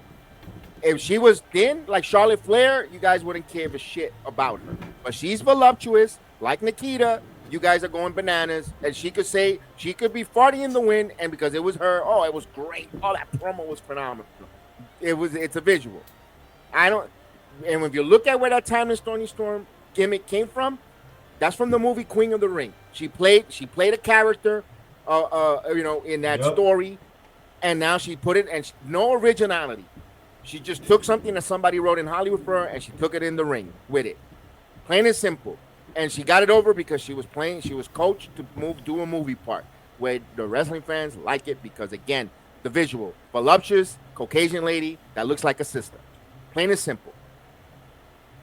That's all. That's why she's over. To me, I'm not my cup of coffee, pal. Not my cup of coffie. Toni Storm, not my cup of coffee. They didn't like her when she came out with the eye black in her patch, whatever the case was. Whatever. Not my cup of coffee. Toni Storm, you guys could have it. I've told you time and time again, the baby face of AEW for the women's division should be Willow Nightingale. She's a homegrown. The women gravitate, the kids, the little girls, the kids gravitate. You gotta draw your audience. You gotta grow your audience. You need this. You know what? She oozes money of kids. Well, guess what? Mommy, I want the Willow Nightingale. Guess what? The parents, the father, they buy. They're the ones that you got to get in their wallet because that's what Cody's so popular. Willow Nightingale has that it factor. But meanwhile, like MJF said about his promos, they'll cheer you one day if you're the heel. They'll love you if you're the heel. That's that. Again, we mentioned it earlier. Tony Khan books for the people in the arena, not the people that are watching, and the ratings reflects it. Because of that night, he'll give you this. If he's in Sheboygan, whatever Sheboygan wants, he's gonna cater to them. But now he don't give it. He's gonna say F the stories, F what happened in Oshkosh. Because tonight I'm gonna, who cares what happened? I'm gonna, the crowd, they have amnesia. But it's the problem with that. And Thunder Rosa, you're on a media conglomerate. You criticize heavily all at NXT on Wednesdays with the pow crap that's on Busted Open. You talk a lot of stuff and you make a lot of, the women in NXT should have done this, that. It's hard. It's difficult to throw rocks when you live in a glass house. What the hell? And again, you have a bad time. You better have a moment with the chair. But golly, that was so terrible. That was terrible. We're cheering for you. We want you to be booked in that company. Look, when you relinquish your title, you never got an opportunity to get it back. Your first match should have been your title match back. We agree with you on that, Road Thunder. We agree that you should have been, but total disconnection, Chris. Total disconnection with her. I don't know if that could be redeemable for a while. Oh, I don't know, especially with the matches that she's been putting on. I mean, she doesn't want to get him. She's not getting involved where it needs to matter. She's the. It feels like she's trying to be this mailing it in. Hero. Yeah, Chris, she's not like she's mailing in. She knows her contract. I don't know her contract status. I'm not assuming. I'm not saying. But it seems like her contract is coming to a conclusion, and she's just mailing it in. I'm not saying emailing her is like she don't care, but she's giving that stuff, and she's going out there. All right, yeah, I get TV time. I'll do what I got to do, and it doesn't no real thought behind with consequences or repercussions. I don't think she wants to be. I can't speak for her. Obviously, I don't know her. We don't know, but you're right. But from what I'm seeing and from what I saw from her in her earlier days in AEW, the effort's just not there. The effort's not there. I don't know. I don't know if she wants to produce, if she wants to keep doing her own promotion, running her own school. If she does want to be in the WWE, because she talks about the WWE a lot on Busted Open. I don't know what's really, and I don't know what she's gonna do. I think she should be AEW Women's Champion in that title scene, but it's gonna be hard. It's gonna be hard because people are gonna think about this. People are gonna think about her matches with like Deonna Purrazzo that just weren't the greatest, and it sucked because those are two good women wrestlers. They just had a crappy gimmick street fight, and it didn't work. Let me give you this here. Again, I'm gonna say this statement, even though even after the chair shot, after coming out Wednesday night, I wish they could knew how to book her or heat her up. She should be the one that takes Mercedes' title, the TV champion, and I'll tell you why. Yeah. Mercedes always looks up to and says, and everyone knows who's her favorite wrestler, Eddie Guerrero. And she does the shimmy, or she tries to do it with the Amigos, where Thunder Rosa, gimmick-wise, no, you're not Mexicana. I am. Eddie Guerrero's, and they could fight and wrestle on that kind and get a feud towards that, where one of them wants to honor Eddie Guerrero, and then what you, my goodness, you could have an intense feud with a little realism in there between, she's fighting for the pride of Mexico. Eddie Guerrero would be proud, and then Sasha, no, because I'm such a hell of a wrestler who overcome so many boundaries from being a petite, smaller wrestler, just like Eddie had a battle against the Giants back in the 90s and stuff like that. You creatively, you could make it work where then you get a nice feud from a Thunder Rosa and a Mercedes Moné if they play that angle with Gary Guerrero's size and overcoming all obstacles, heritage, and all that stuff. But they're not going to do it. We're just wasting our breath with that. They're not going to go with that. That would have been something that you could get invested. But other than that, that for Megan Bayne came out. What's your thoughts on Megan Bayne's presentation in All Elite Wrestling so far? I kind of like her presentation. Her presentation's good. Her presentation isn't bad. I think she's a good worker. I'm not too familiar with her, I'll be honest, guys. I'm not too familiar with Megan Bayne. But she's been presented well. It's not going to last long. I know how this works. But they do this with... Here's the thing that I didn't like. She'll get sent. She'll be in Ring of Honor in 2 weeks. But why did they have this match with Statlander on TV for free when you have a pay-per-view coming up? Yeah. I don't know. I love Statlander's another one that... That's pay-per-view quality. You're telling me I'm going to see Statlander versus Megan Bayne if you build it up for the next 2 weeks? I'm going to see that match. I want to see those two big women go at it there. Those two gladiators. I don't get it. And then all the interference and all that. It's just, I don't get it. I don't get what they're doing with that. Sometimes they want to give you everything. Like, again, he books for the town. I got to give him something for the town, and then it's like, that's an issue. No, he books for the town. He doesn't book for week-to-week episodic television and to build into his pay-per-views. And everyone says that pay-per-views are bangers, but it's at the last minute. He puts it all together. Like, hey, let's throw this against the wall there. And speaking of against the wall, I don't know where they're going with this Death Riders and Cope and all this other stuff, Chris. What's up, Daniel? What up, Daniel? Where the frick is the AEW title belt? I wrote down on my little script here. John Moxley, I want to ask you this question. Where's the belt? Why won't you come out with it on? You never showcased that damn title. I got it around my waist, pal. It's never there. I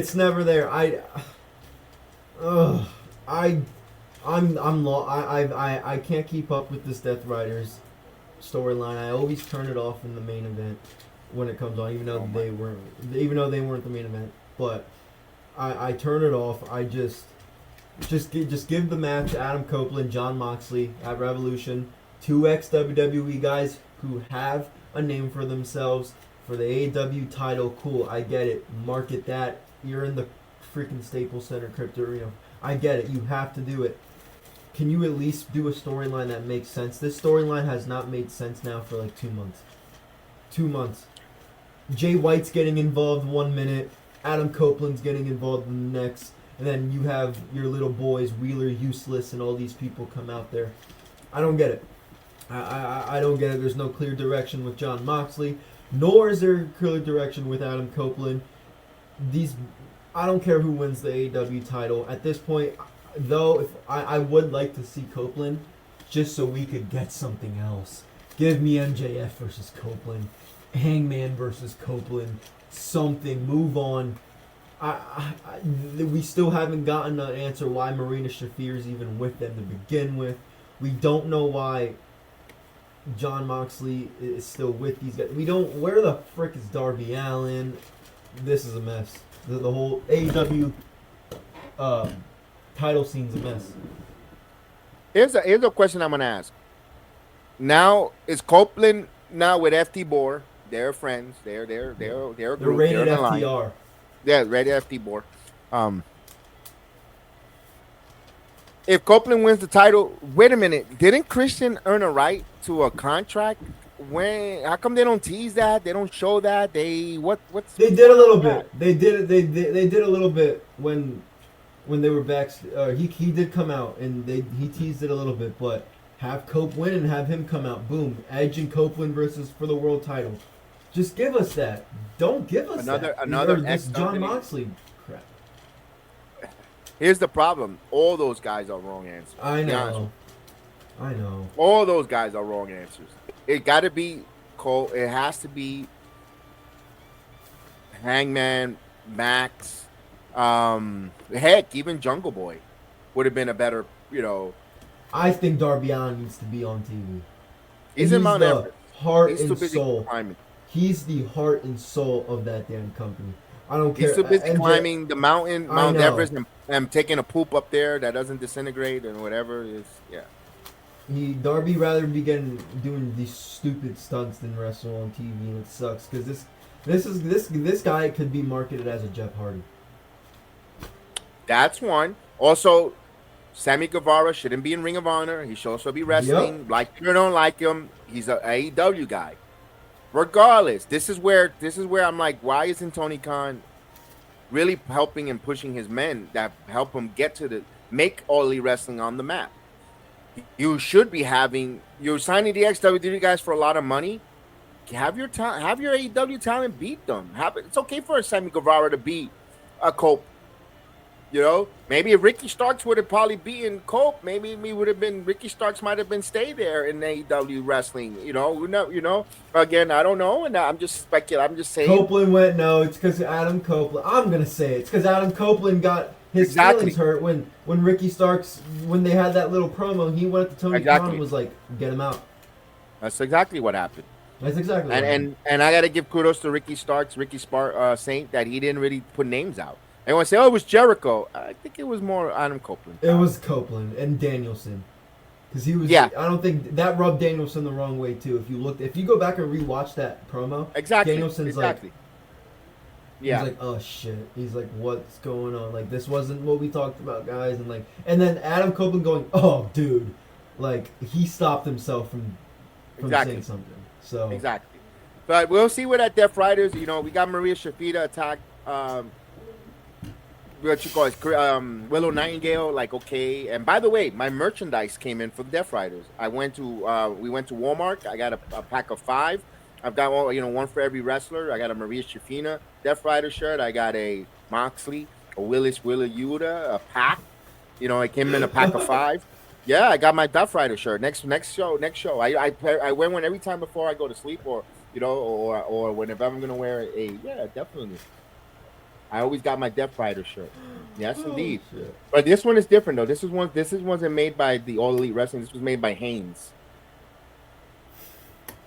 Yeah, I was looking for Fruit of a Loon, but I couldn't find it. I mean, I tell you what, I give you an insight. Use my promo code Walmart, and you save. You pay what $14.99 for the pack, not $29.99. Use my promo code. Go to Walmart. You get the same merchandise, the Death Rider shirts at a good price there. My God, Death Riders got to come to a conclusion. Could it be that they thought Shane McMahon was going to be this end all, be all at the end of that Death Riders? And if that's the case, Chris, then that's them going and not being impatient, immature morons. Because you don't put a storyline until you have 100% ink to paper. It's like the person that wants to buy a house and they look at that house and I want that house. Until you don't sign the closing date of signing that paperwork, pal, you don't own that house. Yeah. No, yeah. I just can't believe people entertained it the way they did. I don't take. I'm not one of those guys that take things from other people. I listen to podcasts though, and I was listening to Jim Cornette, and I agreed. His take really, I really agree with his take. You guys really think McMahon is going to go to AEW?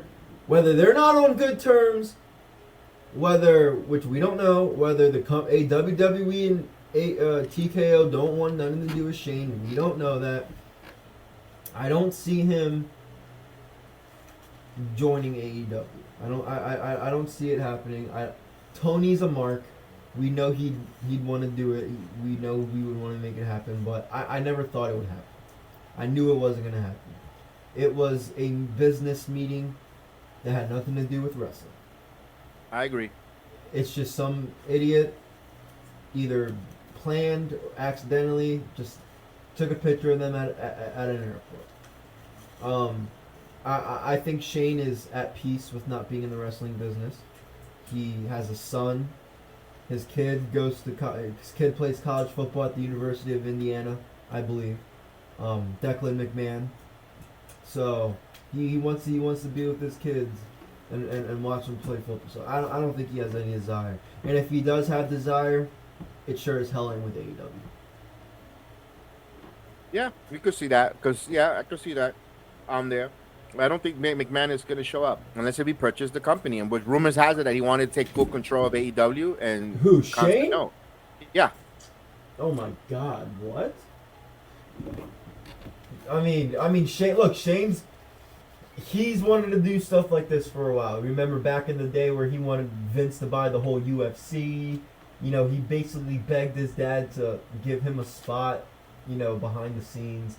So ever since he was a kid, you know, back in the, you know what I'm saying, like, you know, like, it's, I don't see it. I don't see him ever joining AEW. No matter how hard Tony wants to push it, no matter how not hard while Bryan he's Danielson wants to push it. Not while he's the owner of the company. Not while Tony Khan is the owner of the company. I don't see Shane McMahon working. I said it before when the rumors first came out. I don't see Shane working for Tony Khan. Hell no. Why would he? I see Tony working for Shane. I see Tony selling it to Shane, if anything. Or that. That's what I could see. Yeah. And they could probably keep Tony Khan as a consultant for a while, whatever. But I see him selling it. If that were to happen, I don't think it's gonna happen. But they were saying on Busted Open how people were saying Paul Heyman should take over AEW. So I was like, he ain't never going over there. Paul Heyman kind of debunked that rumor when he says I'm a Paul Levesque guy in the Hall of Fame speech. So don't bother, don't ask me, tell me. Exactly. Now, Vince McMahon was still in the fold, like the way with that power struggle 50-50, I could see a Paul Heyman jumping. I could see that. Because they could throw him Uber's amount of money, and I could see him jumping on that. But now, the way it is right now, I don't see and I Paul believe Heyman. if I'm wrong, was Paul Heyman's was one of the first people that Triple H inducted to the Hall of Fame was Paul Heyman? I believe so. One of his I believe so. I don't see Paul Heyman. I don't see him leaving Triple H unless if Triple H gets booted from creative and they do that old TKO ousted stuff like that. I can see that, but no. As of right now, anything could happen in wrestling. Anything could happen in professional wrestling. But as of right now, I don't see Heyman. Now, I'm not gonna say he never. I'm not saying he'd never go to AEW. Anything could happen at any moment. Anything could happen in the professional wrestling scene. Anything from Tony Khan selling, TKO could be selling again. You never know. Anything could happen. Although I think they have to wait a couple years before they could do that again. But my point is, anything can happen in professional wrestling. So let's wrap up Dynamite here. The All Elite Wrestling Talk, because we got to do some TNA live. As of watching last Wednesday, did they entice you to want to pay plunk money down for this pay-per-view? They don't really have any big marquee matches. I guess just the concept of, Revolution is people. I don't care what anyone says. You guys can say double or nothing. Okay, double or nothing is like the WrestleMania, but Revolution's a big deal.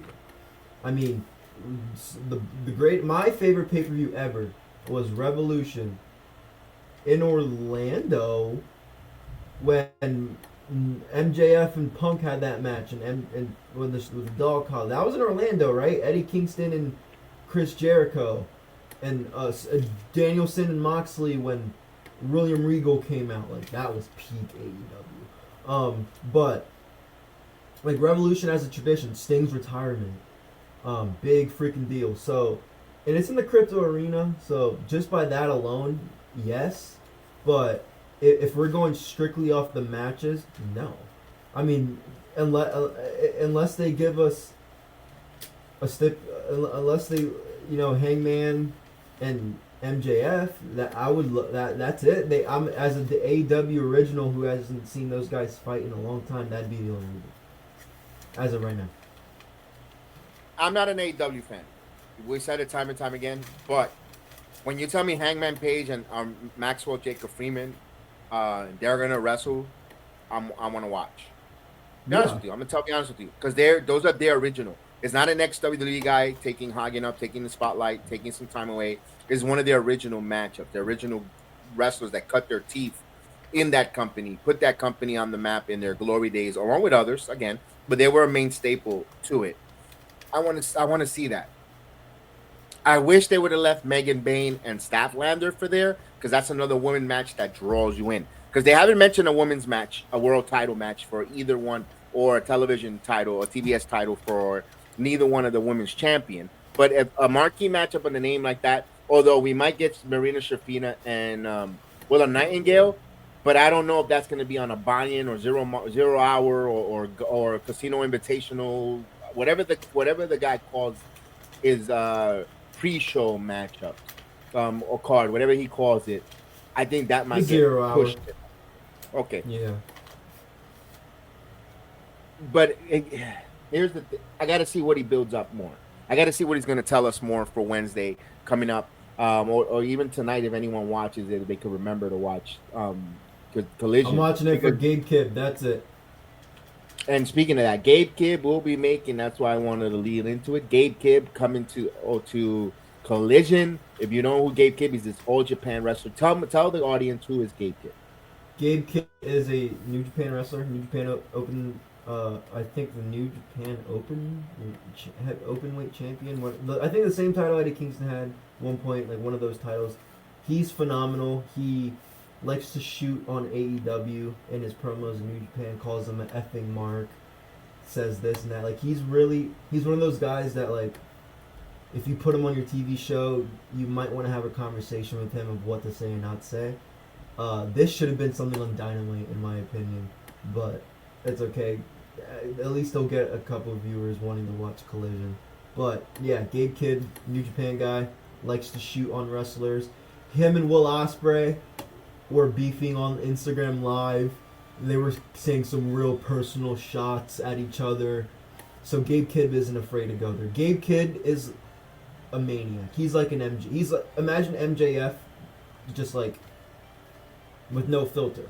Because MJF has no filter, but he knows now. Like, okay, like remember when MJF called an effing mark on live TV? Like, that's like a Gabe Kidd type of thing. Like, Gabe Kidd would do that.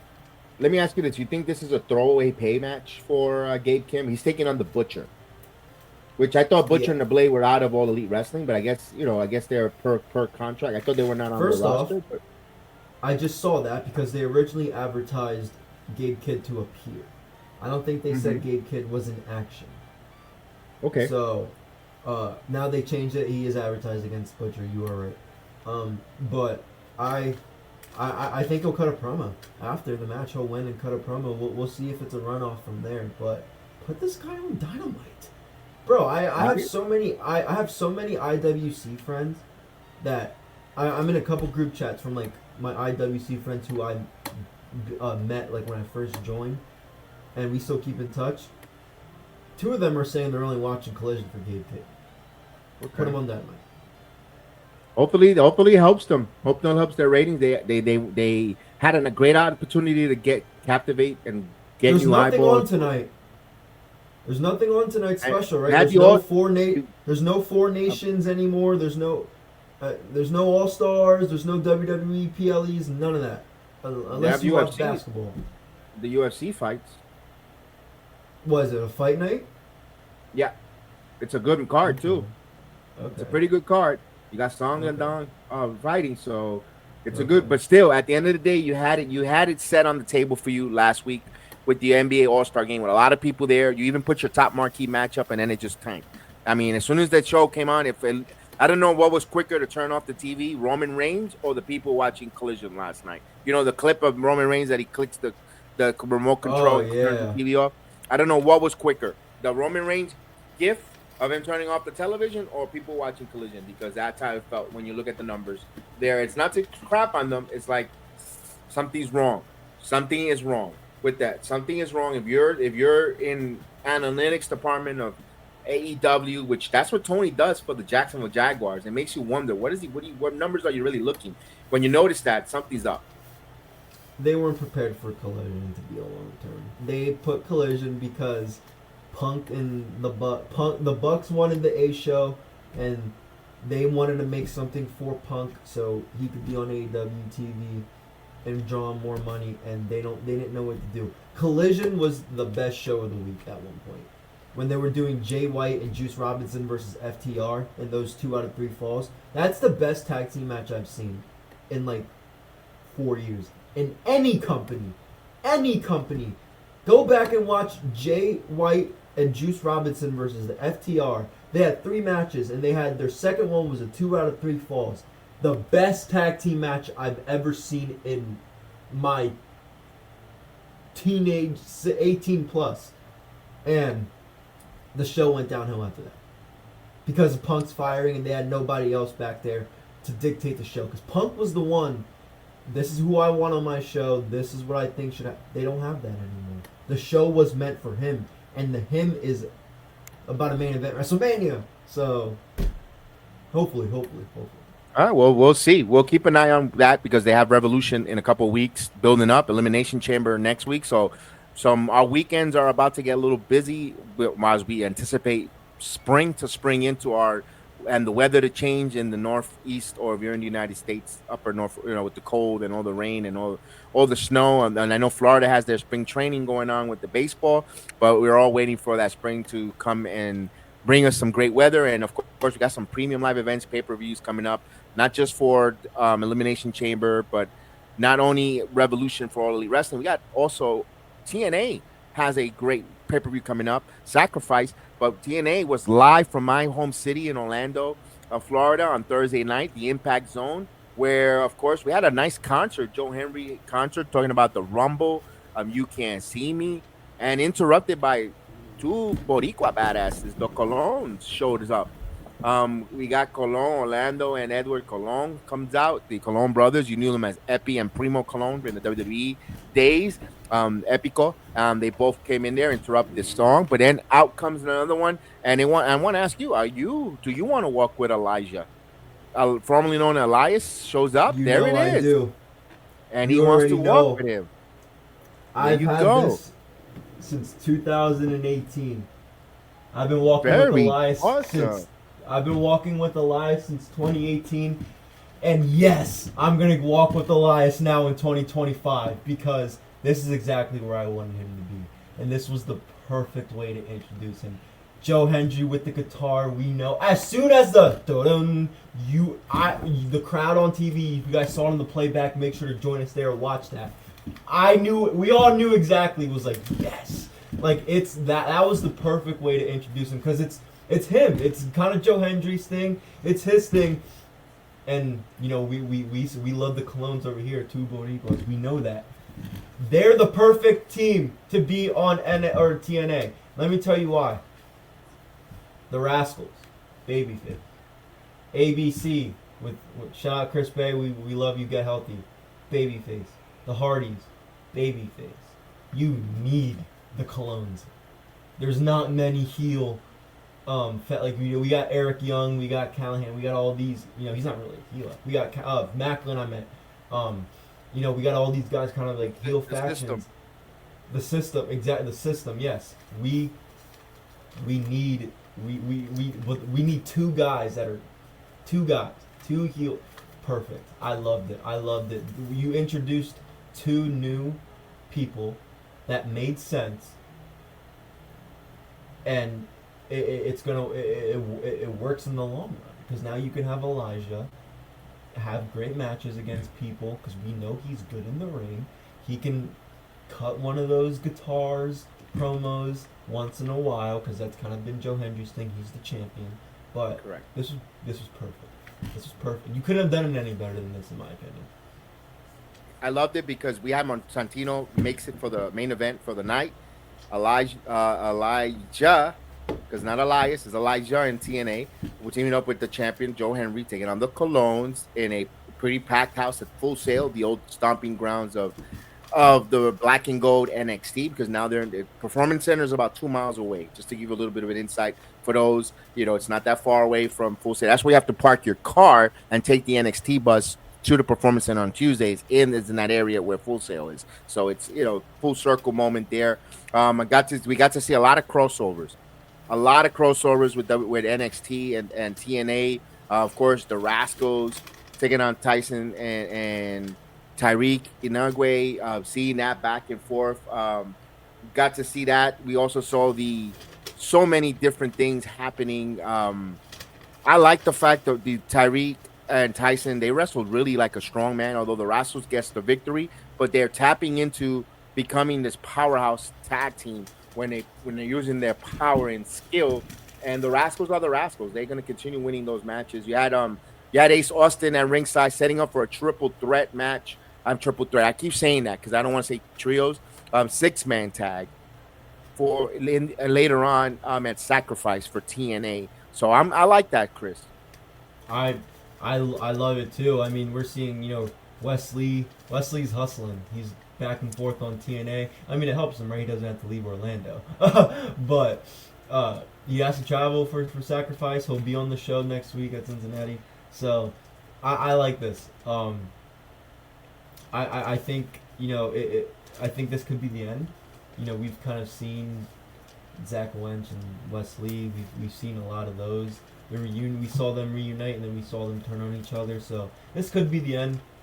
If it is, they did a hell of a job retelling us the story of the Rascals. Keep doing it. I hope it's not. I don't see what else you could do from here. I agree with you. Especially since the Rascals don't have TNA Tag Team Gold. Neither does anyone else on NXT. So, but yeah, I'm excited for the match at Sacrifice. It's going to be really good. And now that we saw that Ricky Saint and Wesley interrupted Ricky Saints, it looks like they're going to go into that direction after Sacrifice. Yeah. So that's a storyline that's brewing for later on. Maybe for Roadblock or Stand and Deliver, but it is what it is on that there. But we had a segment. We had like a Piper's Pit, a promo segment, a stage segment. That none other than AJ Francis comes out. He brought out some ladies with them, in a spot that got me a little bit, caught me there. I thought we were gonna get something, but he got me. I got to give that to AJ. Yo, he got you so bad. I was like, he's not gonna come out. There's no way. And you have 3 different ladies there. It's good to see Catalina Cruz, the racing. Of course, good to see her there. Being born in the vignette. Of course, then AJ Francis said that he's gonna bring someone who's phenomenal. And then, by the way, Nick Foley, Nolan Foley's daughter was there, as well as some guy named Clownface. I don't know who he was, but some dude there. But all in all, when he said he's going to bring in a phenomenal one, and his name is AJ, and then he paused, I thought it was AJ Styles, because there's been rumors that Styles, he was, some people say he might be some phenomenal. Then Francis had a lot of style the way he said it. He said AJ, and the crowd booed because he said Francis. I was like, I thought it was Styles. Like, yo, they got AJ Styles there. That's dope, because AJ Styles has been plenty of time at the Performance Center, and he's made the trip to Orlando plenty of time. So why not? When you first off, AJ Francis, I love the improvement he's made. I hate that he has me blocked on Twitter because of a flop dollar joke. I hate it because I'm actually a fan of AJ Francis now. It was long. It dragged. When we were watching it, we were like, okay, get to the point a little bit. But that's when he did the AJ, like that's when he was like phenomenal. We were like, oh wait, and then he phenomenal heel work. He No brought it pun home. intended. No pun intended. Great heel work from AJ Francis. I don't think he's the best heel in the business, but when him saying shit like that it makes me want to boo him even harder. I gotta admit, AJ Francis is killing it. He's putting Navarro. He's with him. He's getting his time to shine. AJ Francis, whether I don't like to admit it or not, because past whatever, he has been blocked, but he has experience in the business. He's doing good things over at Fourth Rope. Shout out to West Side Gun. He's doing good things at Fourth Rope Wrestling. So I gotta give him his credit. This was a great segment. He got me at the beginning of the AJ Styles reference, but I like this. I like this. It took a little bit long, but this was funny. This was a funny segment. And I know he's got you blocked, but I got to give credit to someone who knows how to block the crowd in one of the most hottest situation in NXT.TNA in Orlando. Put it that way. Excuse me. Was that Teresa Blanchard coming out to the crowd and cutting that promo? Ready to go into this.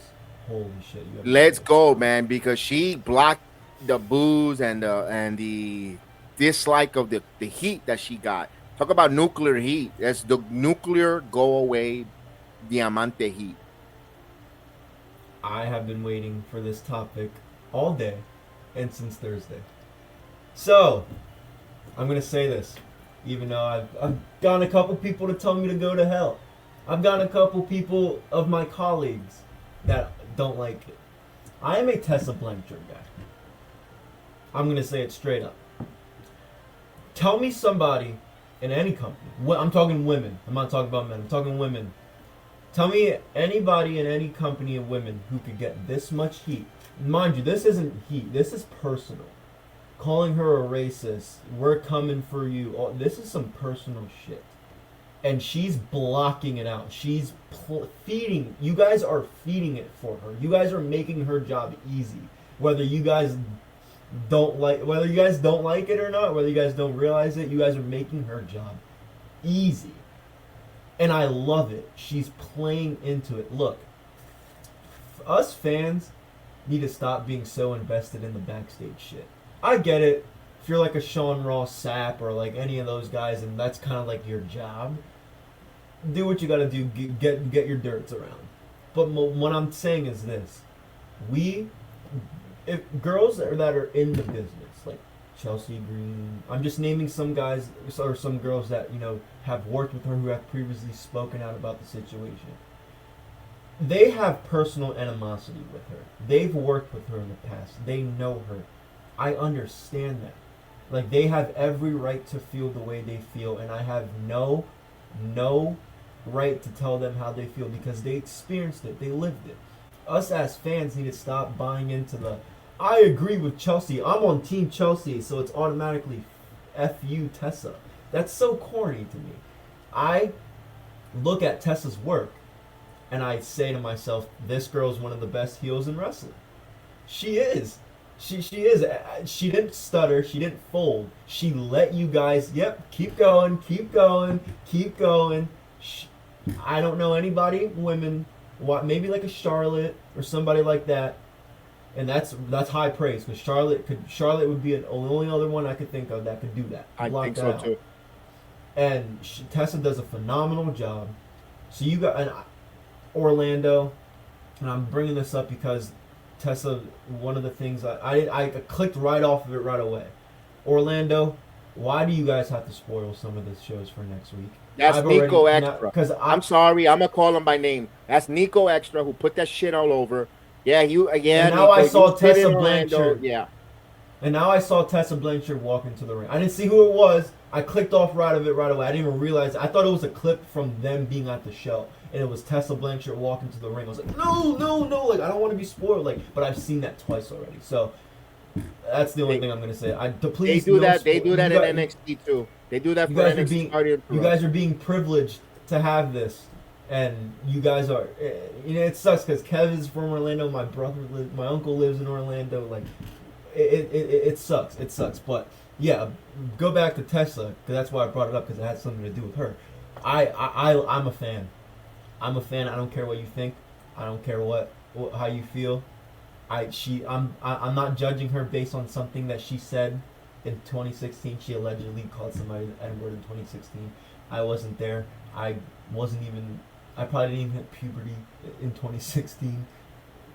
So I don't care about the backstage. I simply care about what's being presented in front of my TV. She's the best heel in women's wrestling. I don't care what anyone says. Women-wise, she is. I don't care. No one else would have. Anyone else in that position would have folded. Even some of the men would have been like, well, no. She said, keep going. She had something to say for everything. So, I shout out to Heather. Appreciate you for the comments. Sorry, I was talking to keep going, but I've been getting people calling me out for being a fan of her, and it's ridiculous because she did nothing to you. She did nothing to me. That's how I see it. Stop taking sides of people that don't give a shit about you. They don't know you. I respect your opinion, your thoughts.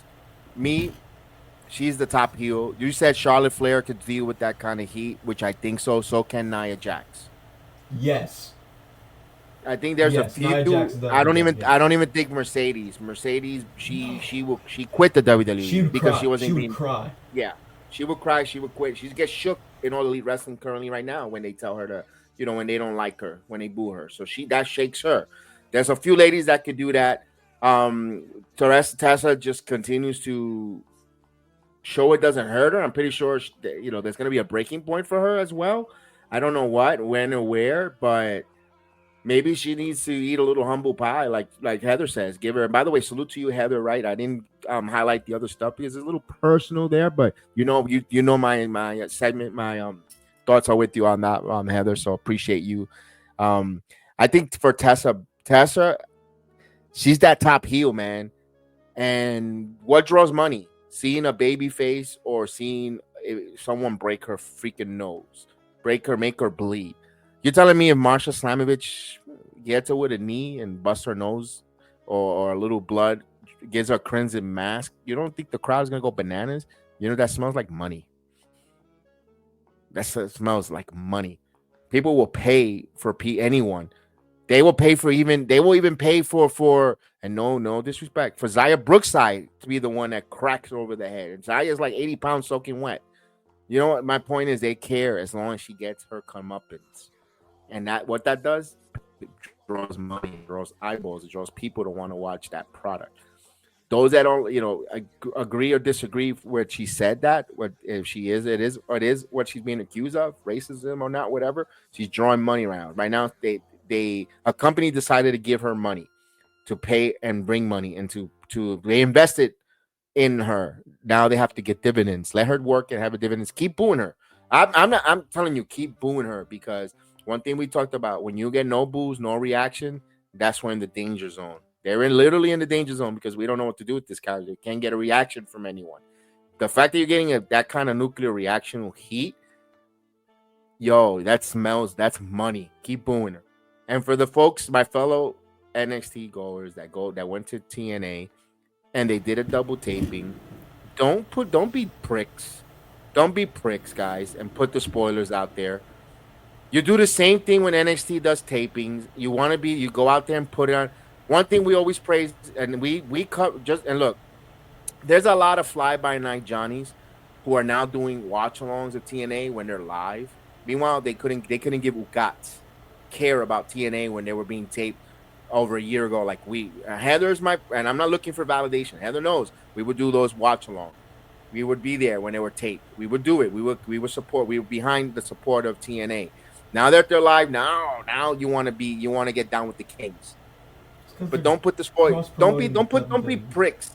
Don't be pricks on and put the spoilers out, because before you guys decided to jump on the bandwagon, we didn't care. We didn't go looking for the spoilers, or we weren't forced the spoilers everywhere. We were enjoying the product, and you can say, "Oh, that's why it didn't grow."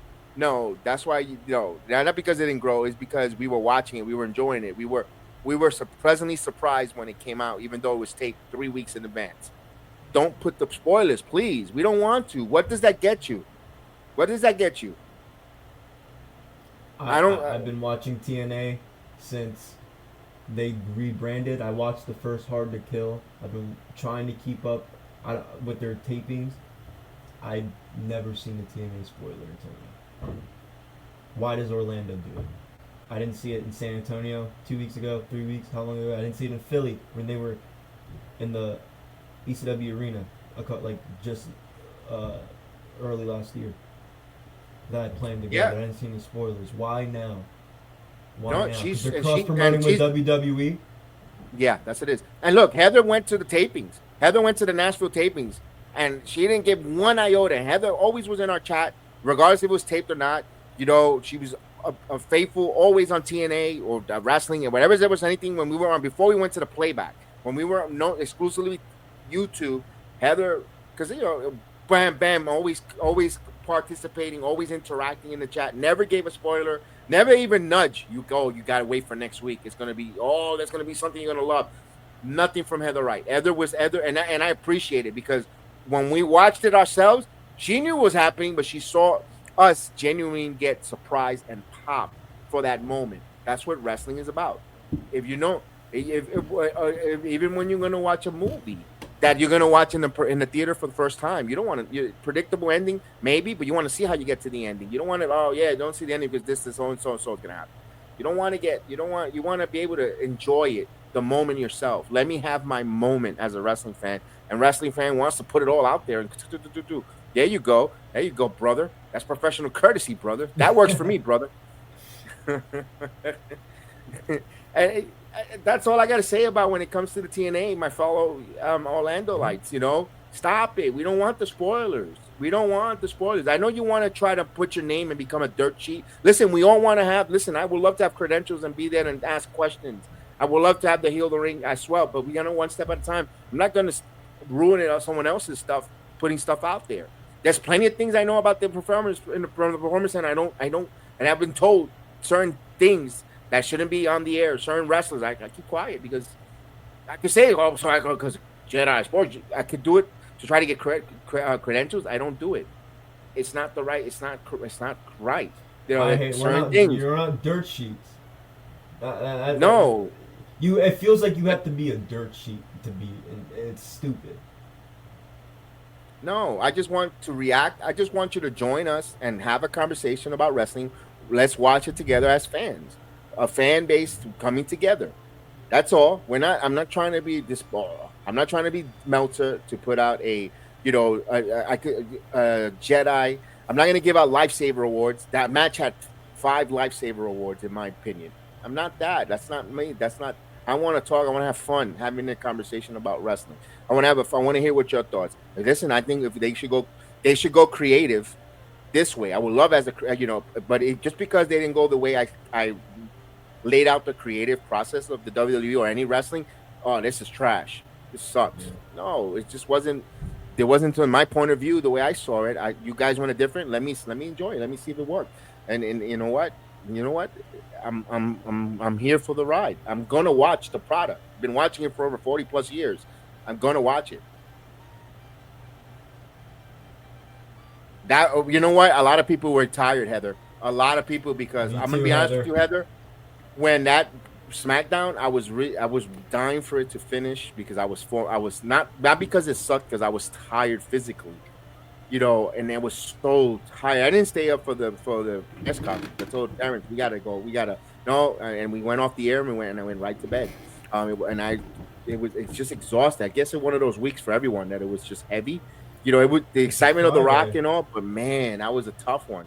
You know, that was a tough one on that stuff there. So we'll see how that goes. But TNA, but let's talk about this here. We had a great match between JDC and Leon Slater. Leon Slater with that table spot. Oh my God, on the outside. Great job with that kind of that modified swanton 450 splash that he does on JDC. We saw the system interfered on disqualification involved. The Hardys come out to make the save, and the NXT World Champion, the inevitable one, Oba Femi comes out and the crowd went wild, of course, because that was mostly 80% NXT crowd that goes to the Performance Center. Because I seen them all. I know them. I know who they were. You know, they were all they only go on Tuesday nights to the Performance Center. I'm glad that they actually plunked down money for a ticket. And they paid and they went. They enjoyed. I loved it. Oh, Tether, no, we get you. They always get that rest, always that time out, that break. And I love to see that there. We're setting up a crossover.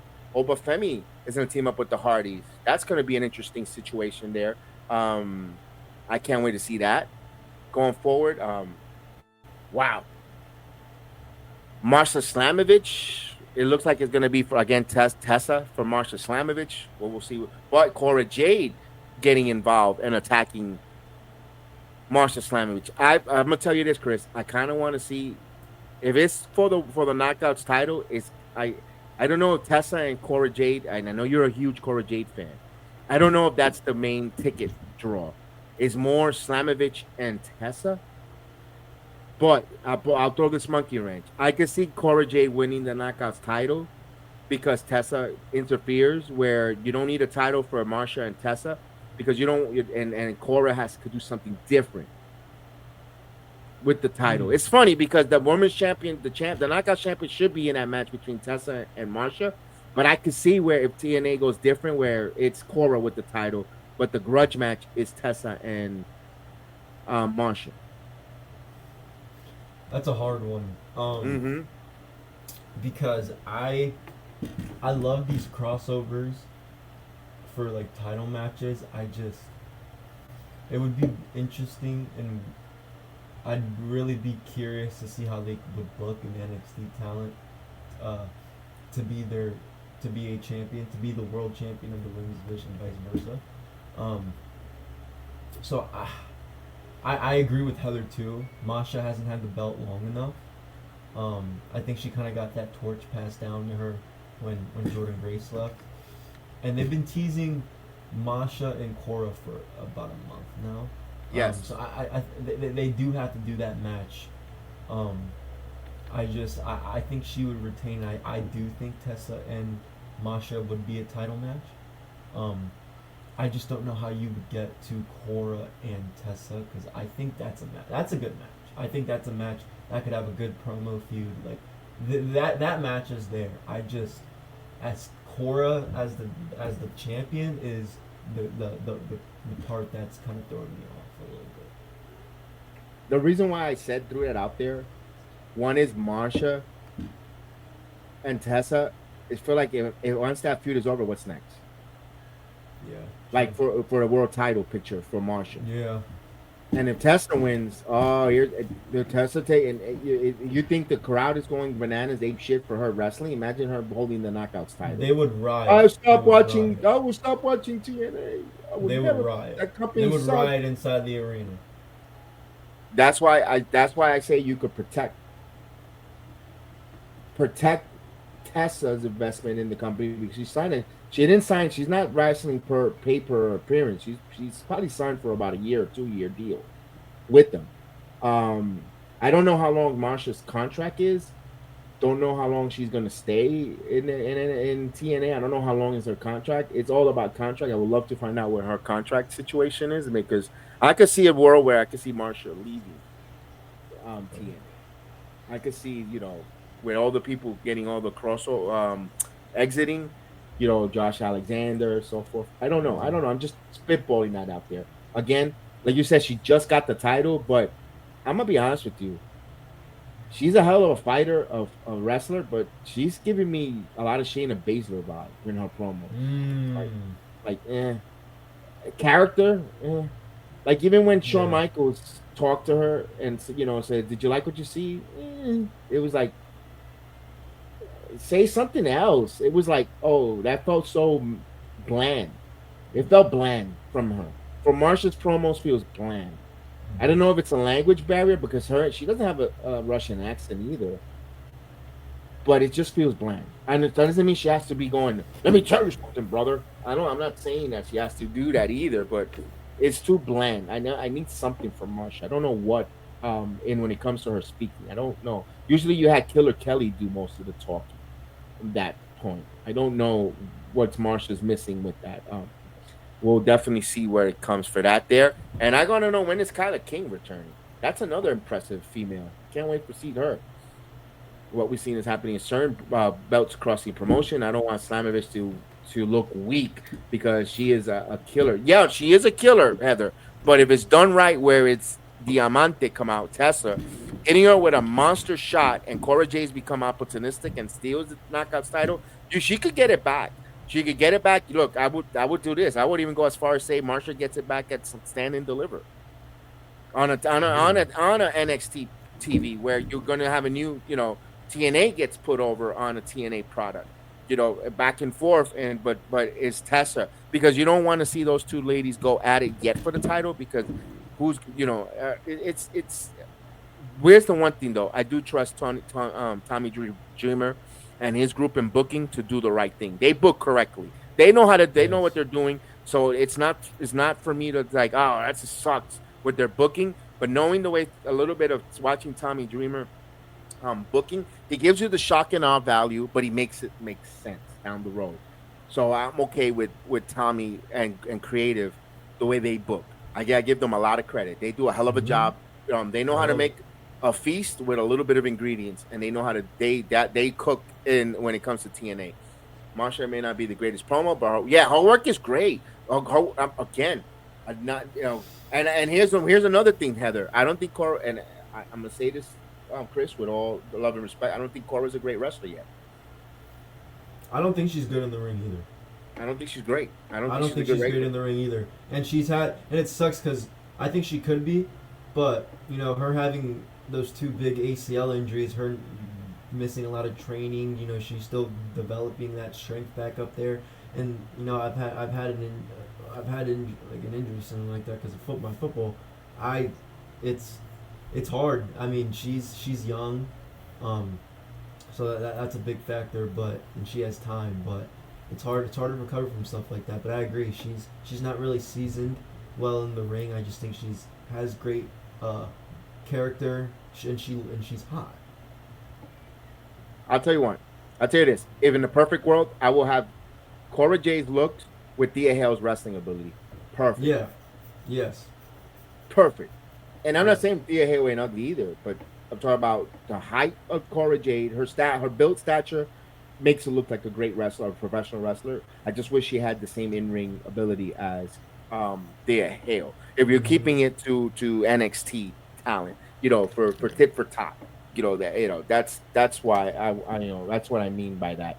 But we'll see where they go with that, because it's gonna be we're gonna see an X Division. We're gonna see the X Division title being defended on NXT Tuesday live. The TNA tag team title is defended on NXT again. That's great to see. Also, we're gonna see a lot of heavy crossovers for the next few weeks in TNA, because it's gonna be in Orlando. They're in the Performance Center. I'm pretty sure they're gonna be a lot of wrestling, a lot of NXT influence on that card going on for the next few weeks before we get to Sacrifice, because they already announced some of the matches to Sacrifice. So they got to build it. How are you going to build? You got to have some of the NXT wrestlers part of the build and kind of coexist matches and so forth there to gravitate for that pay-per-view on TNA Plus and on the playback. We'll be watching it on the playback live. So we ask you to definitely come watch us on the playback, where we watch the wrestling event, not just someone staring at the screen like we are right now, but we actually get put over in a little corner, and you get to see the collar elbow tie up, the acai moonsault, the super kick party, all that good stuff, time and time again. Yes. Oh, here we go. Well, not to drift into old school mentality. That's a good luck promo. Clip's ability, no more 2010, please. Oh my God, he had a ruthless progression error. But hey, that's we got that for TNA. We got great stuff. We had this coming up Monday Night Raw. Monday Night Raw, we're not really gonna break into it. It's been on for a while. We're just gonna say Monday Night Raw had qualifiers. Seth Rollins, right decision in the chamber over Finn Balor. Your thought on that one, I thought that was one of the memorable moments there. Yeah, real quick, not too much to add because we have been going on for a while. I want to see AJ versus Braun at WrestleMania for the IC title. I think they could do something good with there. I enjoyed Gunther coming from the crowd. Really good heel work. That was great. That was great. And my only thing would be before, I'm good, is the New Day stuff. I really like it. Starting to get a little repetitive with them going out there and the Rey Mysterio. But I enjoy that. I think they could keep doing good stuff like that. It's just let's see. I want them to get in some good matches. I know Kofi and Rey's a classic. Two guys I grew up on. Two of the first two wrestlers I've ever seen live at the Giant Center in Hershey, my hometown. So, yeah. But I thought Raw was really good produced. I was happy I was finally able to watch it for once. I'm not gonna go to watch it live Monday, but this was a good show. So thank you, Raw, for doing that for me. And kudos to Roxanne Perez going into Elimination Chamber, getting that qualifying match over Raquel Rodriguez, and they told the story right because she was distracted by, again, for those that said the women's matches get cut and the segments get cut, but you got to see again Bianca and Naomi. And I'm not complaining once you see those two beautiful Nubian goddesses on TV. I'm let's go. Give me. I'm like Ryback. Give me more. But for those that complain, hashtag women deserves better. They're getting a lot. They're getting a lot of TV time where other companies only gives them at 9:20 spot, and that's it. Again, I'm just saying. So. Yeah. Also, another honorable mention: Pete Dunne versus Penta. That was a hell of a match. Penta continues to put on bangers of a match, but with so much wrestling content going on, you tend to forget on a Saturday or on a Friday night about Penta, because he's but we'll remember Penta. When comes Monday, he's the main attraction, but during the rest of the week, he tends to get forgotten a little bit. Unfortunately for Penta, cero miedo, no cero miedo, my friend. Other than that, we got Finn Balor. I liked the heel entrance there for Gunther and Dakota Kai in that match with number one contender. Shocking. I thought it was Ivy Nile, but Dakota gets the opportunity to be the number one contender. I'll you know what? Let's go. She gets a shot at the title.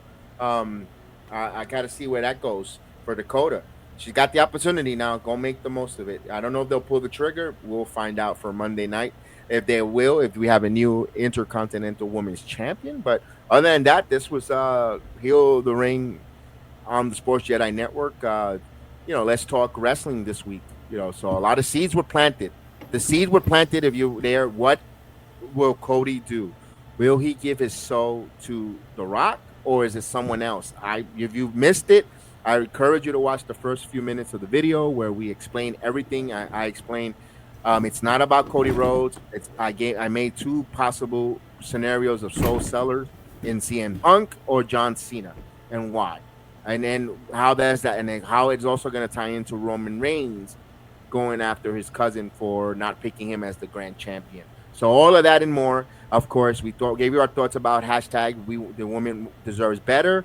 We talked about the women that are not being given the opportunity on NXT TV, how long they've been out of TV. Where and so forth. So we ask you to watch. You can listen to us on Apple Podcasts or Spotify, Spreaker, Podbeam, or anywhere you get your audio platform podcast. The Sports Jedi Network. And we appreciate everyone. We'll be back on next week. Actually, next week is Elimination Chamber, so we might do the Sunday review of the Elimination Chamber. We'll see how our schedules, how everything goes. We're all excited. We're ready to go. We're ready to to lock and load it. Don't forget to like, subscribe, follow us on X at BX Jedi 76. You can follow Chris at PG Chris TV SJN, or you could just subscribe to us on the Playback TV. Playback TV, all that's in the video description. Playback TV, Heel of the Ring podcast. I believe we're the only wrestling company, the only wrestling show on there that does wrestling where you can watch the show and watch the pay-per-view or the premium live event on the playback at no cost, because we're fans and all we want is the interaction, the subscribe, and just join us. I want to hear you guys thought about the wrestling match. I want to hear from you guys, and we definitely appreciate it. Heather, one more thing before we say goodbye to Heather. I wanted to say goodbye. Well, I will say it right now. I'm not ragging on the feminists or anything, but yes, Triple H needs to broaden his booking with the women. We think he needs to use more of the women. Not just the same repetitive women, Heather. We're okay with, our thoughts real quick is I think there's more women there. We don't need to see the same. We don't need to see Liv every 3 shows or every 2 wrestling shows, which is great. She, again, for being males, easy on the eyes. I get it. Easy on the eyes. But there's other women, there was no reason for Isla Dawn to be released. Indy Hartwell, if they just booked them, Natalia should be getting more booked. We mentioned all that early in the video. Lyra should be taking on Natalia in Canada for that women's intercontinental title. You made this mid-card title what we all got excited for, and we all wanted them. You should have gave us that match, Elimination Chamber, where you have a country, especially now with the United States going, United States versus Canada with the World Hockey, with that hockey situation that happened.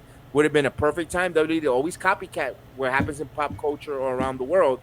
The United States champion is Chelsea Green, and maybe they'll do that with the mystery wrestler on Friday.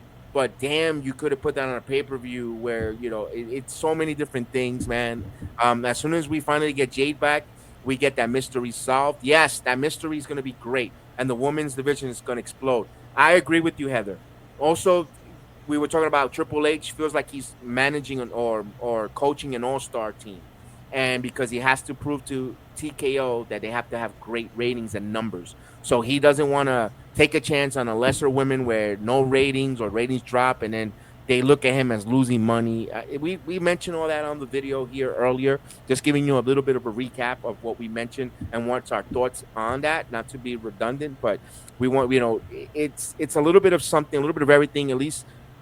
Trying to be a devil's advocate or seeing from the other side of the coin, although with Triple H don't need me to, be his lawyer to defend him. He can defend himself. But I'm trying to see from that perspective of why the women matches and they're getting upset that yesterday 3 hours you cut the women's matches for the Rock segment. Look, it's the Rock, bro.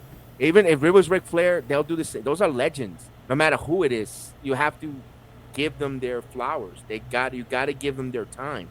You're telling me right now if Danny Nuna and Jody Threat were having a knockouts against title match against the Elegance ladies, and AJ Styles wanted that 20 minutes, you think they're not going to push back their and not just them, anyone, they will cut their segments there. They will sacrifice because it's AJ Styles. We're going to have a conversation there, or better yet, any returning legends or coming in that wants to cut a promo from anywhere from an AJ Styles to Awesome Kong, they will cut their segments there in those different companies if they wanted that microphone time or that mic time or TV time. Well, definitely. So guys, thank you so much. I love you guys. I appreciate you guys. So we'll see you next week. May the sports be with you.